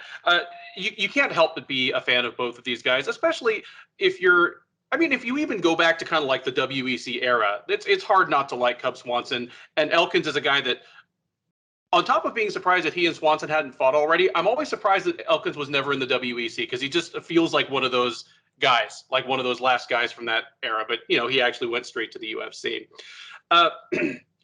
Funny thing about Swanson is he's a guy that, well, it's funny. Jose Aldo, his career is misremembered by many people because of that one loss to Conor McGregor. And Aldo himself did that to Swanson in some ways. Like, Swanson's most visible fight until well into his UFC career was that 8-second loss to Aldo. And it kind of belied 2 main things about Swanson. One, that he himself, especially, at that time, was one of the most freakish fast twitch athletes in the division. Like, yeah, he got blitzed by an even faster twitch athlete, maybe, or one with more power. But against most people, that's Swanson. He was always a guy who was faster, just quick reflexes. Even now at 38, where that's clearly slipped, I think he's still an above average athlete for the featherweight division. He's still a fast guy. And the other thing is that he's not easy to hurt or knock out. Between the Chikadze fight and the Aldo fight, there was basically like a 12-year span of fighting the best people in the world in one of the best divisions in the world, and he had no knockout losses. Swanson's just a tough guy with all the offensive weapons. Yeah, he had a 4-fight losing streak, but what a brutal slate of opponents. It's like Brian Ortega, Frankie Edgar, Renato Moicano, and Shane Burgos. So it took those 4 fights to show, okay, Cub Swanson, not a top 5 or even a top 10 guy anymore. But then he comes back with a couple wins over Gracie and Pineda and shows, hey, I'm at least still comfortably UFC level, and I'm going to have really exciting fights. Against Elkins, I like that you point out that Elkins, he doesn't try to win the fight in 1 minute. He tries to win it in 15, because even in this last phase of his career where he's become more of a finisher, all those finishes, Minner, Garagori, Michael Johnson, going all the way back to Mirsad Bektic, in most of the fights he was losing before he won, or at least it was just a super tight affair, but he just trusted his cardio and his wrestling and obviously his durability, which is what has led us to give him his unofficial middle name, to carry him through to a point where he'd be able to overwhelm and beat these, in some cases, more skilled, more physically talented opponents. I just don't know if that works against Cub Swanson. Now, he will have an opportunity to show his ability to take damage. Swanson's a better striker, faster, probably hits harder in a vacuum. The question for me is, at what point will Elkins be able to get Swanson down if he wants to wrestle? And I think that's what the fight's going to kind of turn on. I expect Swanson to get the better of the striking, and I expect at least for the first 2 rounds, if Elkins is able to get Swanson down, Swanson's going to be able to pop right back up with just, his very good get-up game against most opponents. So give me Swanson by decision. I expect that this will be a barn burner of a fight as well, and I wouldn't be surprised if these 2 guys walk away with a little extra nest egg for the retirement that presumably is coming up in the next couple of years. But I'm also here for Swanson by decision. The UFC Fight Night 199 main card bounces up to the lightweight division for a high-stakes matchup between Diego Ferreira and Mateusz Gamrot. Ferreira, the 36-year-old northern Brazilian by way of South Texas, is 17-4 overall. He is 8-4 in the UFC. He is, however, on a 2-fight losing streak, those coming against Beneil Dariush back in February at UFC Fight Night Overeem versus Volkov, and then a second-round TKO against the up-and-coming Gregor Gillespie in May at UFC on ESPN Rodriguez versus Watterson. Those 2 losses put the brakes on a 6-fight win streak that saw Ferreira get all the way at least to the edges of the lightweight title picture. Dariush's win over Ferreira basically propelled him into the top 5. He'll be taking on Gamrot. The 31-year-old Pole is 19-1 with no contest overall. He's 2-1 since joining the UFC as a departing 2-division KSW champion. He stumbled in his debut last October, dropping a split decision to Guram Kutateladze. Since then, he's bounced back with back-to-back wins over Scott Holtzman and Jeremy Stevens. That Stevens fight was a first-round win by Kimura. In fact, it was about a minute long at UFC on ESPN, Makhachev versus Moises. Gamrot is the moderate favorite here. He's minus 195, Ferreira plus 168 as the underdog. Keith, this is the first of several fights on this main card where it is an, aging and or stumbling, longtime contender against a younger, fresher, hot up-and-comer who's stringing together some wins. And the dynamic is, does the veteran prove that he still belongs in the title picture, or does the younger guy use him as a stepping stone? Which way do you think it goes in this fight? I don't know, man.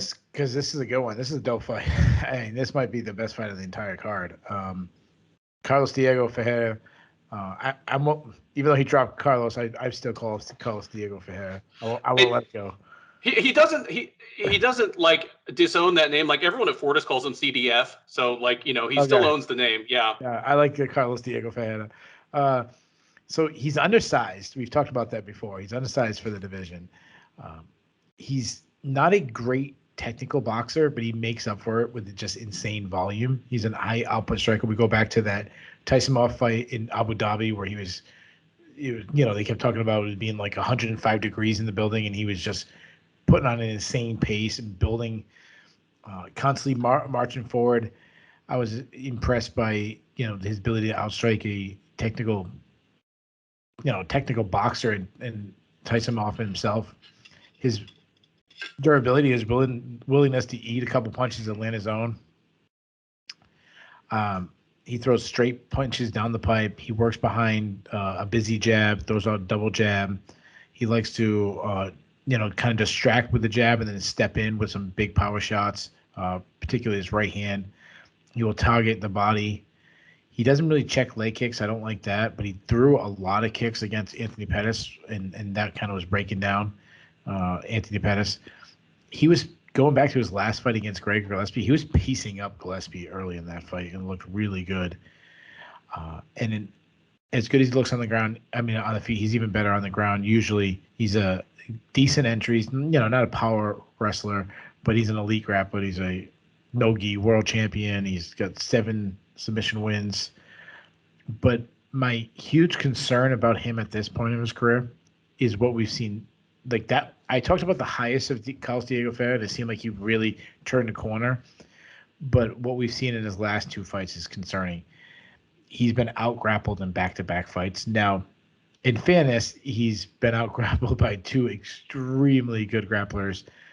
The first one being Beneil Dariush, a 3-time world champion in BJJ, who also is much bigger than him. And we saw that have a big effect. And the other one was a NCAA Division I national champion in Greg Gillespie, which I don't know if the MMA world realized how elite that is for wrestling, like how good of an accomplishment that is in the world of wrestling.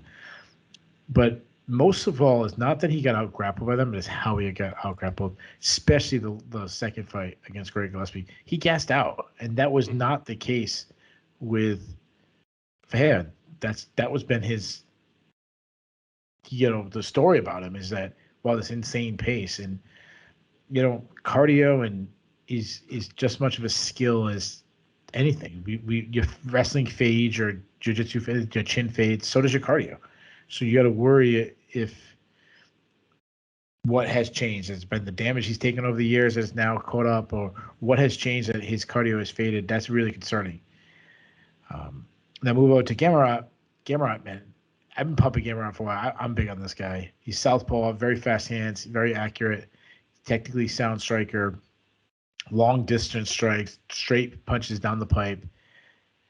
He's very good at, while he's blitzing in, changing stances, like something that Max Holloway does and Israel Adesanya. So he's changing the angles as he's coming in so he's always like reloading his power shots and reloading his base.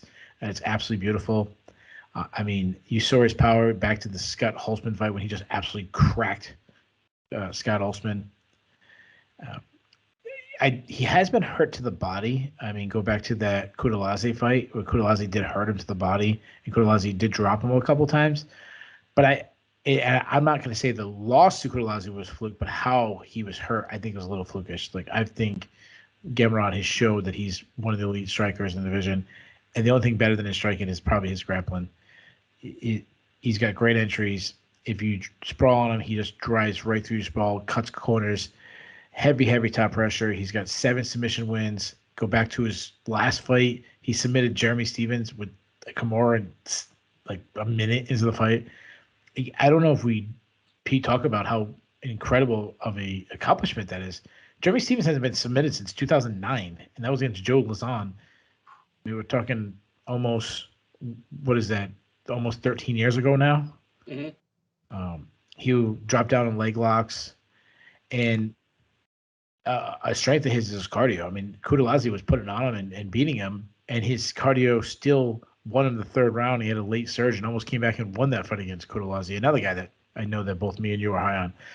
so far as prediction go, this is an amazing fight because there was levels. There was, Ferreira was up at this level recently and Gamrot was at, and I feel like they're meeting, and we just don't know is there going to be a changing of the guard. Ferreira fading in fights is really concerning, especially against a pressure grappler like Gamrot. I haven't, at this point, I don't know how many fights we're in, but we're 9-10 fights into this card. I haven't done many of the passing of the torch moments yet, but I think this one is one of the passing of the torch moments. I expect the fight to look a lot like Ferreira's fight against Dariush, where Gamrot just winning the battle, being the bigger guy, and just riding out a decision win. So give me Gamrot, and this is going to propel him, or we might be doing the ladder with Gamrot. This is going to be a great performance from him. Yeah, I agree with the whole dynamic you've laid out here. To me, the question comes down to how much I should take away from Ferreira's fight with Gregor Gillespie, because his loss to Dariush was, that is a loss to someone who is broadly speaking, good at the same things Ferreira is, but is younger and substantially bigger. Like that's an understandable loss. The problem with Gillespie is smaller. Like Gillespie is one of the smallest lightweights in the roster. I'm concerned because Ferreira, he missed weight by like 6 or 4.5 pounds for that fight, and then gassed out badly. Like he hasn't said anything that I'm aware of. Probably wouldn't. Like he's too old and established to be the excuses type. But it does make me wonder if something happened late in his camp.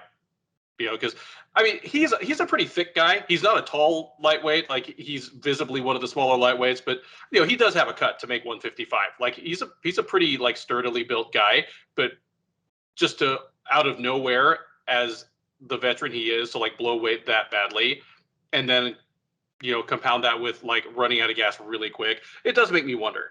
So if that fight is an outlier, if it's an aberration, and he's even the Ferreira that fought Dariush, I favor him in this fight. Gamrot, like Dariush, he's a guy that's also a good striker, maybe a cleaner, more technical striker than Ferreira is, and a very, very good grappler who will probably be bigger. Not as much bigger as Dariush. Gamrot is a former featherweight champ in KSW, whereas like Dariush could never, ever make featherweight, but he will be bigger than Ferreira. But even with all that in mind, again, the Ferreira who fought Dariush, I would favor him against Gamrot.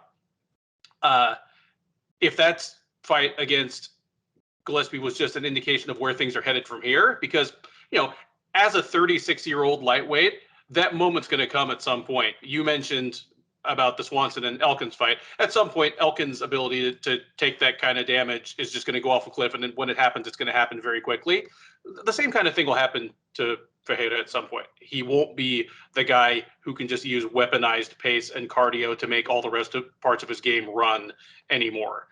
So my pick here, and I'm picking Ferreira, that is basically my vote of confidence that moment has not come yet, and that the Gillespie fight was an aberration.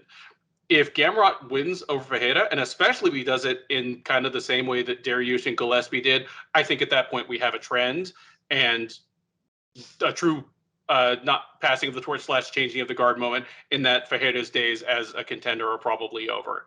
But I will believe that when I see it. For now, give me Diego Ferreira by decision. We now head down to the bantamweight division for yet another matchup of a grizzled contender versus a young, hungry up-and-comer. It is Raphael Assuncao versus Ricky Simon. Assuncao, the 39-year-old Brazilian by way of Georgia, is 27-8 overall. He is 11-5 in the UFC. If you count his WEC fights along with that, which, again, you absolutely should do, he is a total of 14-7 between the two promotions. He is, however, on a 3-fight losing streak, those losses having come against top-level competition in Marlon Moraes, Corey Sandhagen, and most recently, Cody Garbrandt, who knocked him out at the last second of round 2 in a knockout of the year candidate back at UFC 250 in June of 2020. This will be Assuncao's first time back in the octagon in 18 months, and waiting across from him will be Simone. The 27-year-old Vancouver native is 18-3 overall. He is 6-2 since joining the UFC. He was a competitor on the first season of Dana White's Contender Series, but was not immediately signed, even though, he looked great in that fight, but they sent him back to LFA for a while. Once he did debut, 6-2. He's on a 3-fight win streak, those coming over Rayborg, Gaetano Perello, and most recently at UFC 258 back in February, Brian Kelleher, over whom he took a unanimous decision. That 3-fight win streak has allowed him to bounce back from the only losing streak of his career, those two back in 2019 against Uriah Faber and Rob Font, that seemed to have blunted his prospect arc. But he's right back in the thick of things, taking on Assuncao in a fight that might propel the winner at least into the outer reaches of the rankings. Simone, heavily favored here, minus 270. The returning Assuncao plus 230 as the underdog. Keith, again, passing of the torch, changing of the guard, whatever you want to call it. Assuncao, there's not a whole lot of confidence in him here from the odds makers, probably because of that losing streak and then because of the long absence at age 39 of all things. Do you agree? Is this Ricky Simone getting right back into contendership? Yeah, so this is an interesting fight. So obviously Assuncao, 39 years old, as you mentioned, it's not the age you want, especially at bantamweight. If it was a heavyweight, you wouldn't be as concerned, but bantamweight is obviously tricky. He's been out for a while. He hasn't won a fight in 3 years. So those are all concerning. Skill-wise, this is a guy who he fights at a low output or lower output for the division, but he's always had this strange ability to force his opponents to fight at the same pace. Like they always lower. So Assuncao never has the most exciting fights, but he's technically sound. He's a tight inside boxing. All his punches come in tight. He fights out of both stances, constantly switches stances, throws when he attacks. He does attack with combos, has added calf kicks. But a huge concern, obviously, in the striking is his chin. I mean, we all remember the Cody Garbrandt walk-off, unbelievable face plant shot, but he actually hurt him a couple times before that.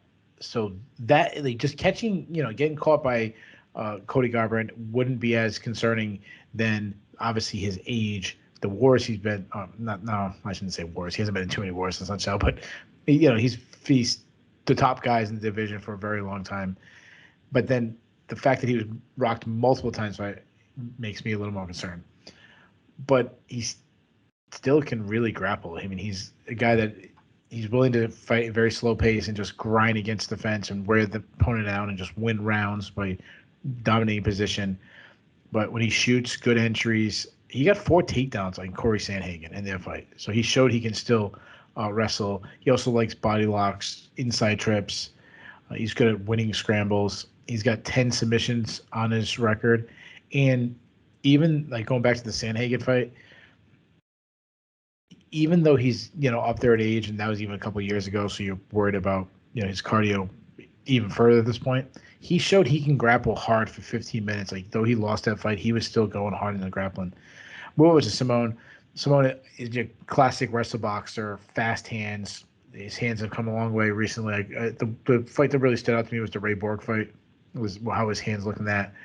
Pocket boxing, the way he uses feints in that well. He was freezing Ray Borg many times with his feints. I like that he was attacking combos. I love that he goes down to the body. Some mistakes he has is that he will just hold his ground and throw shots and invite a brawl, which is obviously concerning. But he also doesn't check leg kicks, which I don't like. But he's a great wrestler. I mean, he's a guy who wrestles and he looks to wrestle a lot. Good entries, good top control. When his opponents work your way back up, he makes them fight for every inch. He stays glued on them. He carries his weight really well. He's a very physically strong guy. He's not much of a submission threat, and I'd be very surprised if he caught Raphael Assuncao with submission. But when he does, he's classic wrestler. Looks for the head and arm choke. So here's my prediction. sorry. Pre-tape study, I was taking Simone. Like, easy pick. Sayles washed up. Simone's kind of still on the rise. I don't look at Simone as a title challenger or that level, but, the next tier below that. He has the power advantage. He has the wrestling advantage. But when I rewatched a couple of Sayles fights, he's had moments in losses. And I was looking at the Sandhagen fight, and I simply did not remember how competitive that fight was. I'm not saying it was a robbery or anything like that. Sandhagen clearly won. But that fight wasn't that long ago. And Assuncao was winning a lot of moments in that fight, and it was a much, much closer than I remembered. It was not the shellacking I thought it was going to be. Assuncao's still crafty. And I have counted him out many, many times against fighters that are better athletes than him, that on paper should beat him. But he just finds a way to keep it close and then just kind of pull away victory near the end by winning rounds. It's near Christmas. I'm feeling the Christmas spirit. I'm throwing up a Christmas miracle. I'm throwing up a Hail Mary.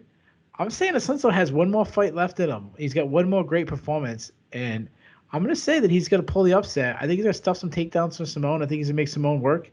I think he's got the cleaner boxing, and I'm going to say Assuncao wins a split decision. When you turn out to be right about this pick, I'm going to feel like so dumb on the on the recap. Assuncao gets knocked out in a minute. That looked terrible.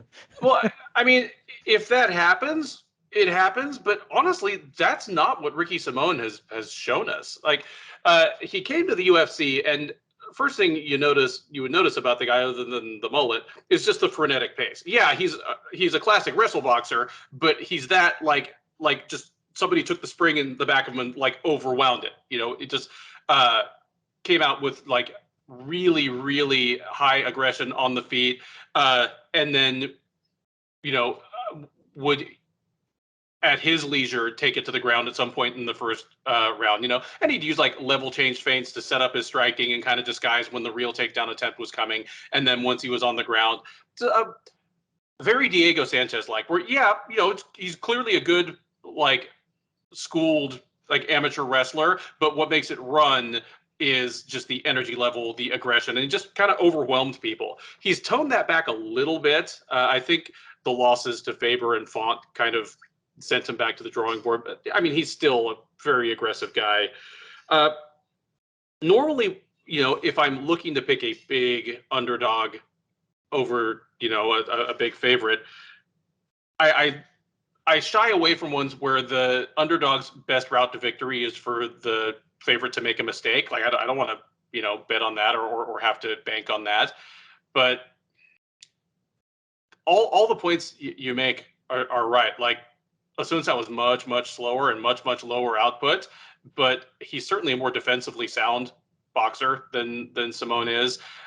He's a surprisingly effective wrestler for how slow he is.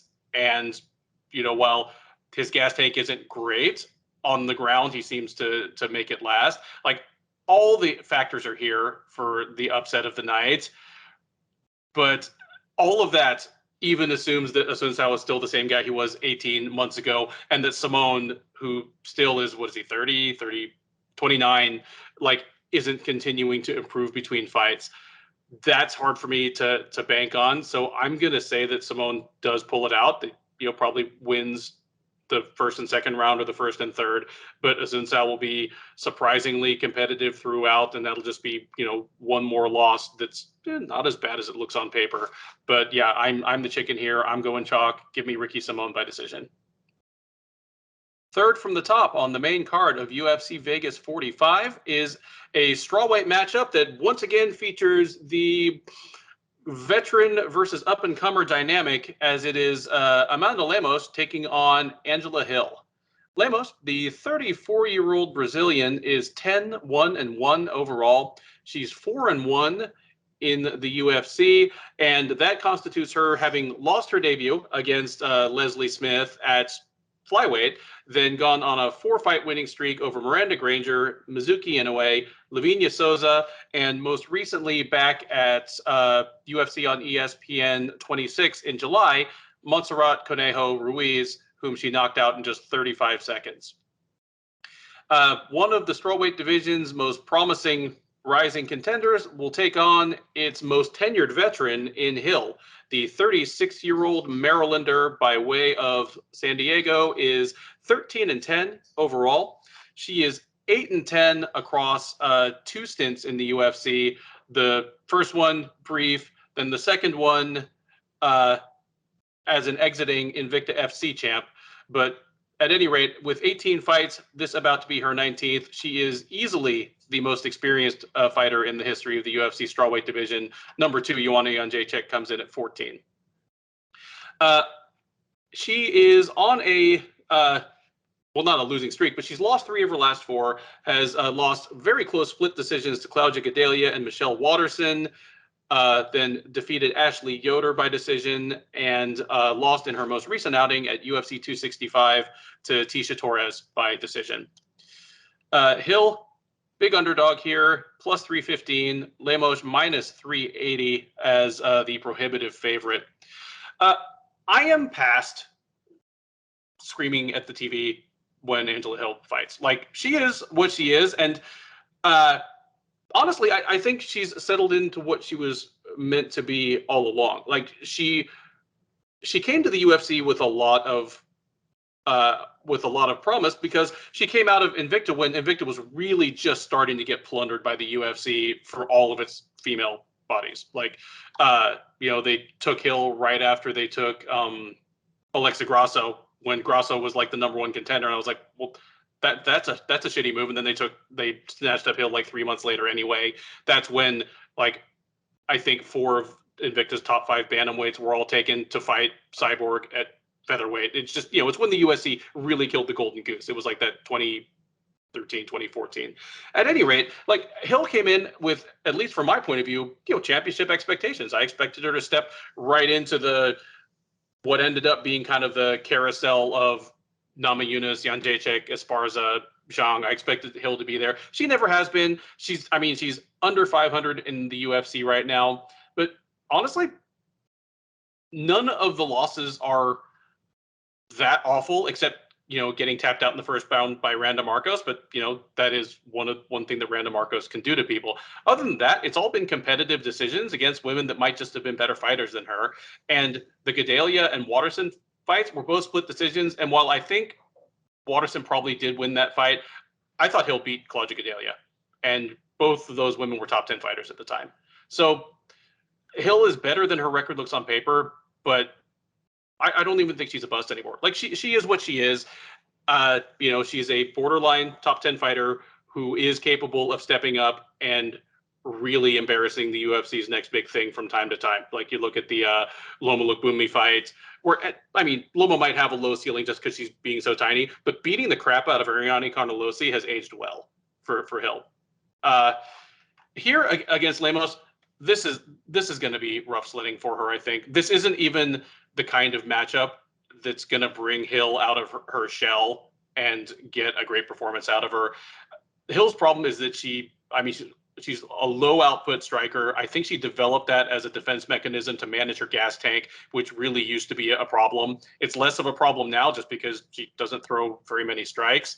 I don't think that's going to change against Lemos, who is fast and hits hard and has, like, the threat of the takedown. So I don't know if Lemos will get the finish. Again, Hill, very hard to finish. But I just expect Lemos to win three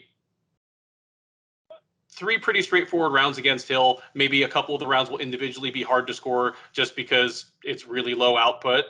But give me Amanda Lemos by decision, and it will be time, as much as it bums me out to say it, to start, like, thinking about Hill's future in the UFC, as she will have lost like 4 out of 5, with the only win being over Ashley Yoder. Yeah, it's smart that she's kind of doing the TV gig thing. So they need a female to kind of step up, and she kind of leading the pack there. Hill, as you mentioned, she's a Muay Thai striker. She's light on her feet. She's an outfighter. That's where she wants to work. Crisp jab, good at bouncing her head off the center line, though one huge mistake she makes is that she kind of can overextend her punches at time and overreach and leave herself open for counters. She does like her dipping right hand. She likes her chest hook. She really worked the body against Claudia Gadelha in their fight. That was probably one of the best performances of her career. Good clinch fighter, good at framing and landing knees. But her takedown defense has always been a huge Achilles heel for her.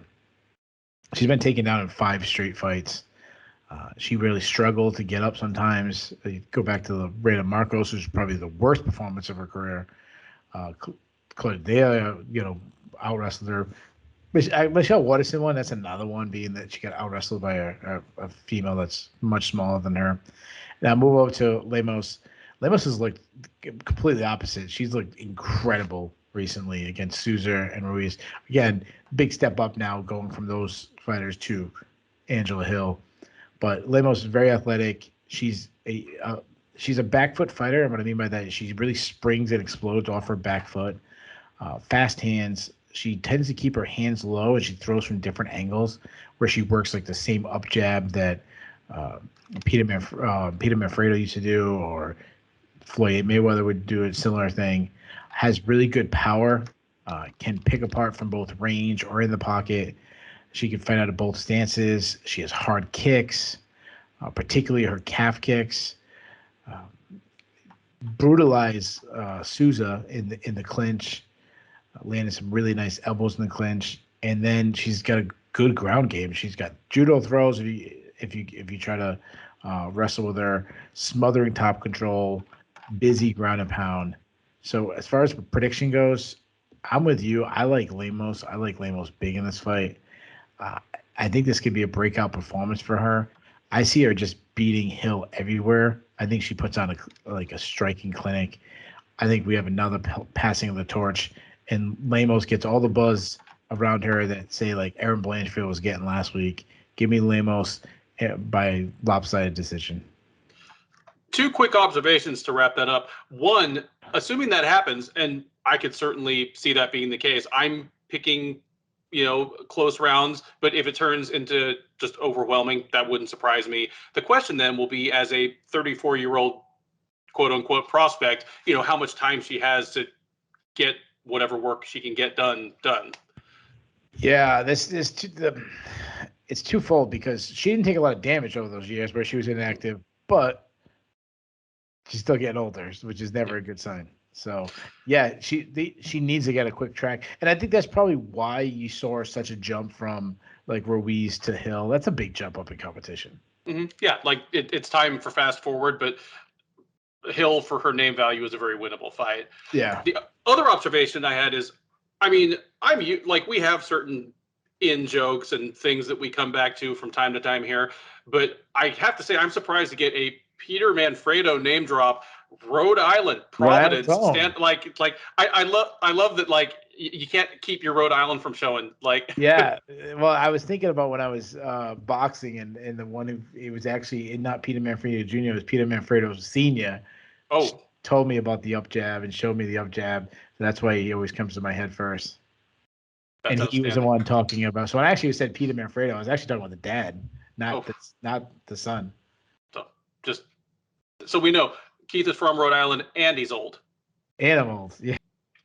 The co-main event of UFC Fight Night 199 is a welterweight affair between Stephen Wonderboy Thompson and Belal, remember the name, Muhammad. Thompson, the 38-year-old South Carolina native, is 16-5-1 over the course of his professional mixed martial arts career. He's 11-5-1 in the UFC. He is, of course, the 2-time former welterweight title challenger, having engaged in a great fight with Tyron Woodley and a not so great fight with Woodley. Those ended up in a draw and a loss. So ever since then, obviously, he's been looking for a way back to another shot at gold. He will be squaring off against Muhammad, who is still working for his first shot at a title. The 33-year-old Chicago native is 19-3 with 1 no contest overall. He is 10-3 with 1 no contest in the UFC, and he is on a 6-fight unbeaten streak. He has beaten Curtis Millender, Takashi Sato, Lyman Good, Diego Lima, and most recently at UFC 263 back in June, took a unanimous decision over Damian Maia. Of course, there is one no contest in there. It is his fight with Leon Edwards in the headliner of UFC Fight Night 187 back in March, where a competitive first round that probably went to Edwards led to an eye poke no contest stoppage just seconds into the second round. That ended up being a net loss for both men, as Edwards is obviously the unspoken of man in the welterweight title picture, and that gave the UFC just one more excuse to stick him back on the shelf and make him fight a bear and solve world hunger before he ever gets a title shot. And Muhammad, in what was his chance to step up and seize a seat at the big boys table himself, just, ended up going back to square one. He beat Maia. Thompson represents his next chance to really vault himself into the welterweight title picture, although the odds do not favor him to do so, as Wonder Boy is minus 250, Muhammad plus 210. And, man, I understand why the odds are that way, because Belal Muhammad, I think for a couple of years, he was unfairly lumped into the welterweight action fighter category. I think he got lumped in with your Ponzinibbio's and Luque's and Nico Price and Randy Brown types. And what he is instead is he is a very, very good welterweight who happens to get in quite a few exciting fights. There's a difference, because most of those other guys, they're almost action first. I think in his heart of hearts, like, Brown doesn't think he's going to fight for a UFC title at any point. He just wants to go out and have crazy fights and rack up as many bonuses as he can. I can tell you with very high confidence that Alex Morono feels that same way. Another guy in that same kind of pool.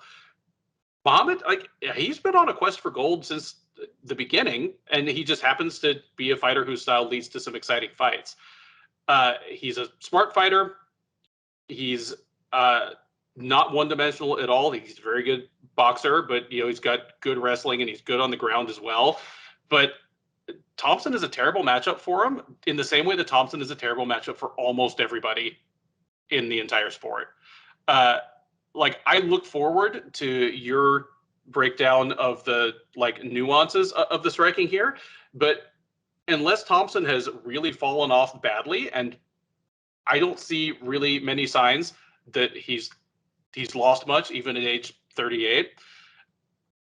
I think he's just going to, and I hate to use the UFC booths word, but I think he's going to be too elusive for Muhammad. I think Muhammad's going to be doing a lot of chasing in straight lines while Thompson slides out the side. I think he's going to be doing a lot of swinging at air. I think he's going to get slapped around a bit by Thompson's nifty, untelegraphed high kicks and his little front push kicks that he uses almost as a leg jab to stop his opponent's momentum. I think it's going to be a frustrating night for Muhammad. And if he decides he wants to get it on the ground, I don't know he's going to be able to. Give me Stephen Thompson by a unanimous, fairly one-sided decision. Maybe not the most exciting fight of either guy's career, but one that just in, another of these old guard versus new guard fights, just one that Thompson says, I haven't gone anywhere. I'm still, a top 5 guy. I should still be in the title picture. Yeah, so Stephen Thompson is obviously one of the greatest strikers in MMA history, not just the UFC. So my notes on Stephen Thompson is exactly the same before his last fight. Basically just nothing changed. I mean, as you said, he's so athletic, he's elusive, he's so fluid. Stand switches are he's constantly getting against you. You can never settle in because he's in southpaw stance, and then tag shift switches to orthodox before your mind registers that he changed. He's hitting you something else and switching back. Obviously, he keeps his hands low as that karate style with, relying on great head movement. He's got good lateral movement, good at cutting angles. He's always attacking from, he'll step to the side to line up a kick this way, then come around and next step's coming in because he's throwing a jab off that. He's very good at causing his opponents to chase him And while you're chasing him, he suddenly stops on a dime and meets you at that spot, at that landing spot where you're going to step next. He's a master at that. He will blitz forward with a huge combination. He has that belated karate stance where he makes himself a smaller target, fast hands, fast kicks, good counter striking, good variety. Like he's going high, he's going low, all kinds of stuff. Beautiful jab. He jabbed up Jorge Masvidal. I know this fight's going back a while, but the Vicente Luque, he also jabbed him up. Will throw a hook kick, side kick, and he ends combinations with kick. There are some negatives, though, is that we've seen him be trigger shy before. You go back to the Darren Till fight. He wasn't throwing punches. He wasn't throwing enough punches against Tyron Woodley in the second fight. Probably cost him the title. Now, side note, Stephen Thompson is one of the nicest guys in the UFC. One of these guys you kind of always want to see him win a title. Talk about a guy who's been so close. He's had 2 title shots. One of them was a draw, and the other one was a fight that he lost. And a lot of people thought he should have won the title.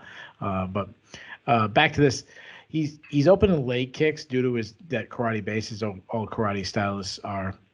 He will hurt you, but he's not a knock you out with one shot guy. You don't really see him face plant guys. He also has.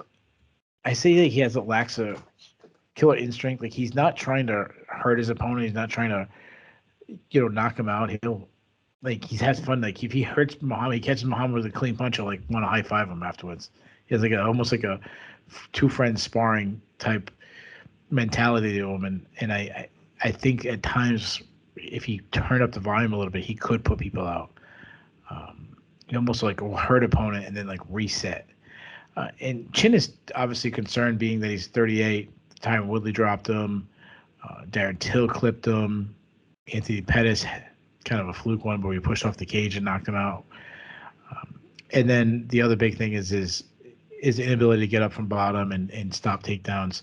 You figure that Gilbert Burns didn't want anything to do with the striking, which was a smart strategy, and turned into a wrestling match and won. Now Muhammad's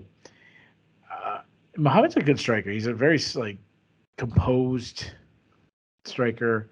Uses movement well. He uses feints well. Works behind a jab. A lot of variety in his strikes. So he's going high. He's going low. He's mixing in kicks. Will throw kicks to the body. Mixes in good power shots. He's not a headhunter where he's always looking for a big knockout below. He'll go to the body. He'll add in some calf kicks. But he's got some holes defensively. He doesn't move his head as much as I would like. He's very hittable. He's also undersized. He's not a huge welterweight. I'm not saying he should be a lightweight, but he's just one of the smaller welterweights. I mean, you figure Belal Muhammad next to Kamaru Usman, he's much smaller than him. But he's a great wrestler. I shouldn't say great, but he's a very good wrestler. And he looks to wrestle. He uses wrestling to win rounds. He's good at timing his opponents on the hips when they're attacking, throwing punches at him. He's good at dropping underneath. He's got some good back takes. So as far as prediction goes, Muhammad's a really smart fighter, and he's going to give himself the best opportunity possible to win this fight.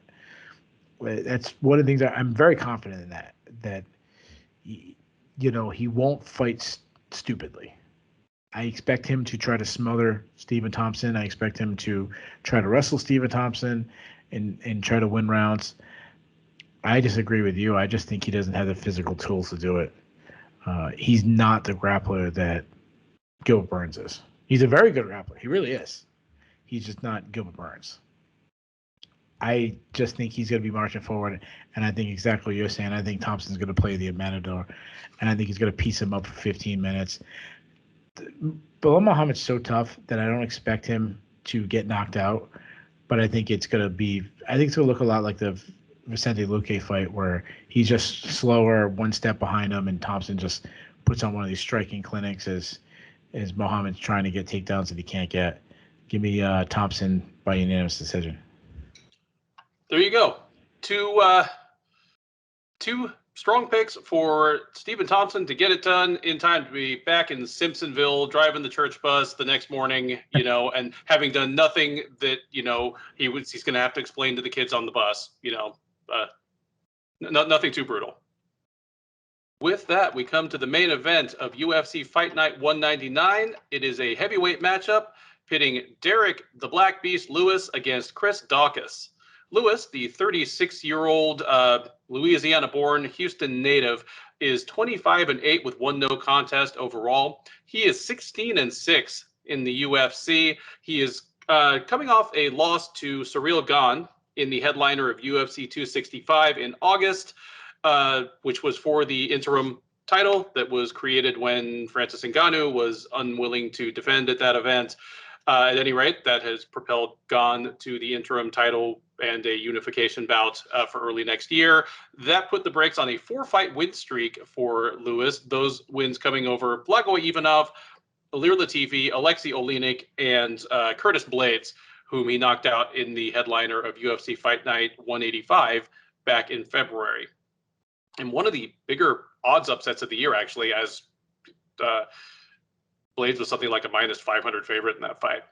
At any rate, the two-time former heavyweight title challenger is providing the opportunity for Daukaus to take the leap from prospect to contender.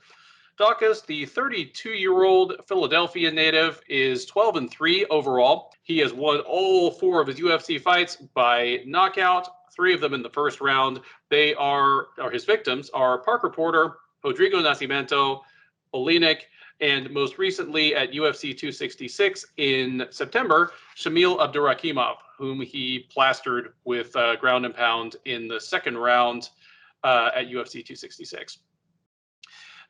Odds on this one, perhaps, reflecting Daukaus's fantastic streak in the UFC and Lewis's rough outing last time, do favor the younger man. Daukaus is minus 140, Lewis plus 120 as the slight underdog.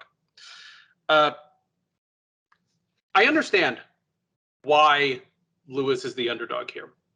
I mean, I'm not saying I agree with it because I'm going to get to my pick in a minute, but I do understand where it comes from because in his last fight, Lewis, he was thrashed from pillar to post. Gane outstruck him badly, and in the moments it went to the ground, Lewis's weird MMA doesn't work on me, I'm just going to get up ground game did not work against Gane, as he was able to kind of keep him down and harm him on the ground. So it was a complete thrashing for Lewis, whereas Daukaus has just blown through everyone in his path. And while some of those opponents were either just not the highest level or kind of tailor-made for him, Shamil Abdurakhimov, he'd been out for a while, but at one point he was a top 10 heavyweight, and Daukaus made it look like easy sledding. So I understand why Daukaus is the slight favorite here. There's also another, I think, sub-narrative going on that if it doesn't affect the bookmakers directly, it at least affects the decision-making process of the bettors. And then, of course, the books are moving their lines in response to that. It's how motivated will Derek Lewis be for this fight? He's 36 years old.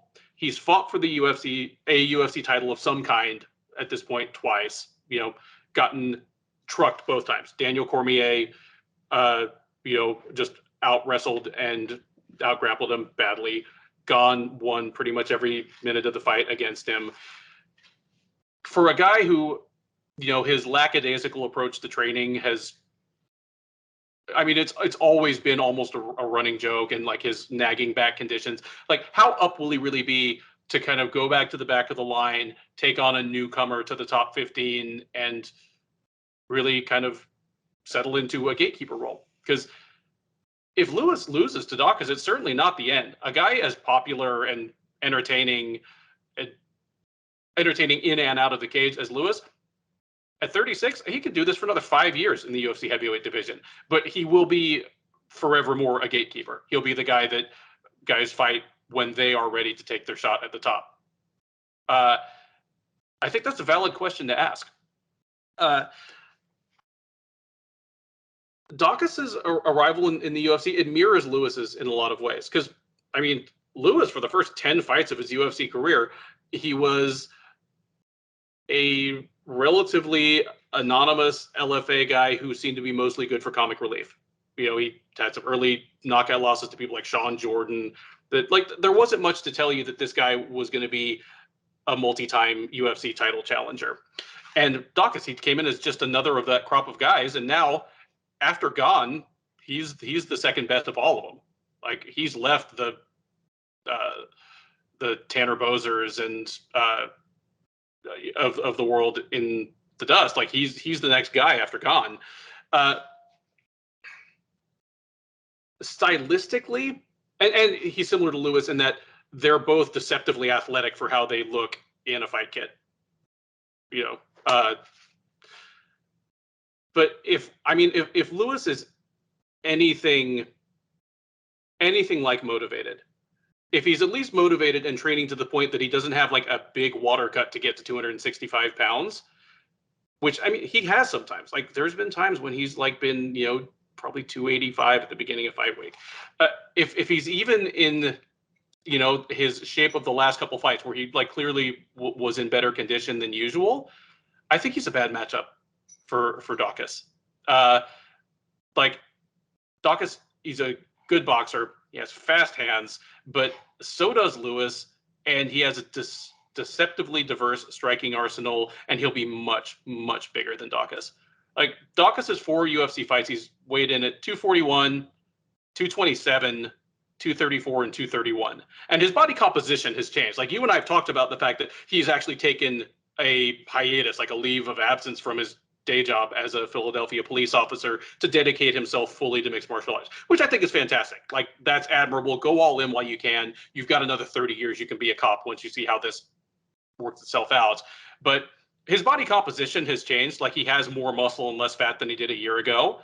But even so, even if he walks in at like kind of a lean for him 230 or 235, like Lewis is going to be like 35 pounds bigger than him. Lewis has more one-shot power, and again, like unless you're Daniel Cormier or Ciryl Gane, I still think Lewis is deceptively very, very hard to deal with on the ground. He's hard to get down, and he's hard to keep down. He's hard to submit. He's hard to damage on the ground. He's just it's the Mark Hunt thing. He just, without really having any techniques that you could put a Portuguese or Japanese name on, he will just wait a minute and then bench press you off and get up. It's the weirdest thing.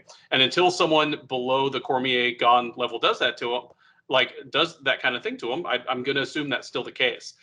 So much as I mean, obviously Lewis is a hometown favorite to me, but as much as I've enjoyed the rise of Daukaus as a story and as a really, really good fighter who came almost out of nowhere,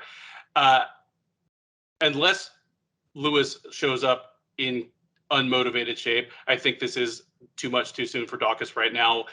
Give me Derek Lewis by second round knockout. All right, so I'm pumped for this main event. It's intriguing because I think you make a lot of good points about Derek Lewis, and Derek Lewis is you mentioned he's a massive human being. He's huge power, like you said, that Daukaus might not have the punching power, and I agree with that. And this is the guy coming off 4 knockouts in a row, Chris Daukaus, and it just comes, and that is just trying to. Yeah, this guy knocking everybody out, and he still doesn't have Derek Lewis's power because Derek Lewis might be the biggest hitter in the history of the sport. Like he's the UFC's all-time leader in knockouts. Well, there you go. Yeah. Yeah. I mean, I don't know if he's the hardest hitter of all time. You know, when you think a guy like Shane Carwin, you think a guy like Francis Ngannou, but he's getting in the club. Yeah, we're doing a Mount Rushmore. He's in there. So. And I love that you talked about his athleticism. We've talked numerous times about, every time we talk about Derek Lewis, is that he's so underrated, does not get enough credit for his athleticism because we stereotype. We see this big burly guy and he can't be. But then I mean, how many times is this guy going to throw a flying knee at his opponent? Do we start saying like, oh, he's not this slow guy. He's completely opposite. Like, oh, he just threw a high kick, and then we have to act surprised. The commentator team always acts surprised too. Like, he threw a high kick. Like, have you ever seen him fight before? He throws a high kick like 5 times in each fight, and it's quick. And if you block it, even when you block it, such effective that it'll move you. Like you block it, and it still moves you because of how fast and hard it is and powerful. You made a good point that head kicks I think count with the judges even if they're blocked, because they make a big noise and they move the other guy, you know. And a lot of times they break your opponent's arm too. Yeah. So yeah.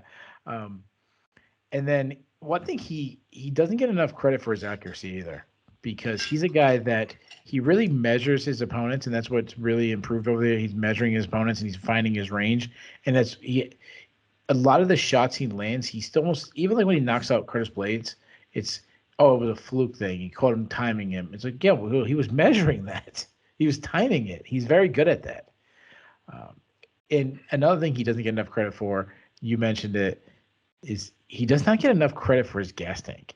Derek Lewis does not gas out. He'll take moments of rounds off, but it's like lifting weights, and then you hit your set of 10 and you wait a couple seconds and you hit another set of 10. Like, that's all he's doing. He's taking his moments and he suddenly explodes, whether it's on the feet or especially when it's on the ground.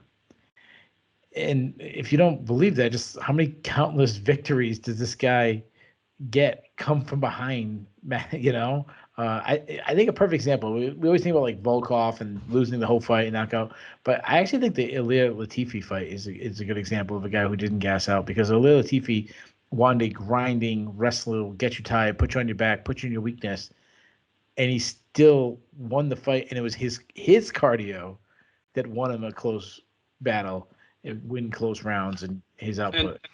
And the stat I'll always throw out when we talk about a Lewis fight is he is now the UFC's all-time leader in knockouts, but long before he was the UFC's all-time leader in knockouts, long before he was even the heavyweight division's all-time leader in knockouts, he has been the heavyweight division's all-time leader in knockouts in the third round or later for a long time. Yeah.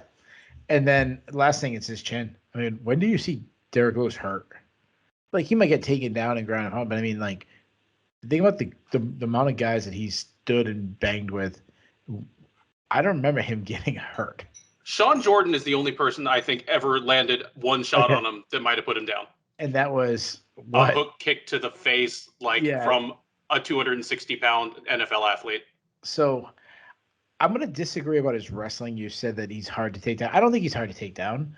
I think he's hard to take down. I think he's extremely hard to keep down. Yep. And you have to be an Olympic level wrestler, like you mentioned, like Daniel Cormier, or a once in a lifetime athlete talent like we may have. I'm going to say may, because he's not the champion, but we may have in Cyril Gane. When he explodes he just waits, he explodes to his feet. And I've said this before, I'm going to say it again. If Derek Lewis is on top of you, he's got to be the scariest ground and pound of all time. Like, the fight's over. It's like that. I couldn't imagine what's going through an opponent's head, but if Derek Lewis is on top of you, dropping hammers. Chris Dawkins on there. Derek Lewis is explosive. I think he's more technically sound than he gets credit for, but Chris Dawkins is extremely technically sound. His boxing is very clean. I think he's also an underrated athlete because of the stereotype look at him. He's got a little bit of love handles on him and stuff. Again, you talked about his body change, and he looks way better than he did the Parker Porter fight. But he's a fast heavyweight, and it's funny because Derek Lewis is explosive, but I actually think Chris Dawkins is the faster fighter. I think he's the more accurate striker. I think he's got the quicker hands. I think he's got enough power. He's got 4 knockouts. Does he have the power to put out Derek Lewis? I haven't seen that yet. I mean, we don't know. I like that he's added a lot of kicks to his game. He also has a surprisingly quick high kick. One major thing when I saw his skills that I don't like is that he can be backed up. I mean, Parker Porter was backing him up before he was caught. Shamil Abdurakhimov was backing him up. And I should mention the Parker Porter fight was really quick. So it was like sudden burst that backed him up. So it might be too small of a sample size. But he better learn how to cut angles on escapes. Because if Derek Lewis comes bursting forward and you back straight up, I think about the Jairzinho Rosestruck versus Francis Ngannou, where Francis Ngannou blitzes forward and Rosestruck just backs straight up. Well, if you back straight up, he's going to knock you out, and Derek Lewis has that where he can just knock you out. Another thing I like about Chris Dawkins, he's a good clinch striker. He'll get in the clinch. elbows, knees, and you got to go back to the regional scene. But he's a very good grappler. He doesn't have any submissions, but he's a Brazilian just a black belt. Good takedowns, good control, smothering control. And can he do that to Derek Lewis? I don't know. So one thing you said to me that really jumped out, and I didn't have this in my notes, but is you mentioned the lack of motivation of Derek Lewis. And obviously none of us know where he stands. Only Derek Lewis does. I mean, it could be laughable for us to even say, but it's just human nature to get so close. And I think a lot of his lack of training, I think it's more of a stick than anything. I don't think you get to this level with, it's not Tank Abbott sitting around the bar. Even that was a stick, by the way. But you contrast that to Chris Dock, as you mentioned, who's taking a leave of absence from the Philadelphia Police Department. And then you ask yourself, what kind of improvements can Chris Dawkins do that he's not adding? And I know from personal experience, that's a minimum of 40-hour-a-week job. That's probably closer to a 50, 55-hour-a-week job. Doing that, changing schedules, doing weekends, doing nights, doing third shift, doing, stressful job. I can tell you that too. And he's this is not, and not to, obviously if people don't know, I'm a police officer myself, so I'm very pro police. He's also in Philadelphia. That's a big inner city tough. That's a tough city. Will Smith had to leave the city to go to Bel Air. That's how tough it is. But so Chris Dawkins, he's got to do many things to win. The first thing is he's got to avoid the big shot from Derek Lewis. Yeah. No shit, Sherlock, right? don't get knocked out. Yeah. Obviously that's extremely big if. Many people have gone in 2 fights with Derek Lewis with that in their mindset, and he's the all-time leader in knockouts. He also can't find himself on bottom at all against Derek Lewis. If he can do those 2 things, I think he's going to work him inside. He's going to use his speed. I think he can mix in some takedowns, not to finish fight, but just wear him out, Derek Lewis, and wear rounds and be heavy and use his speed advantage.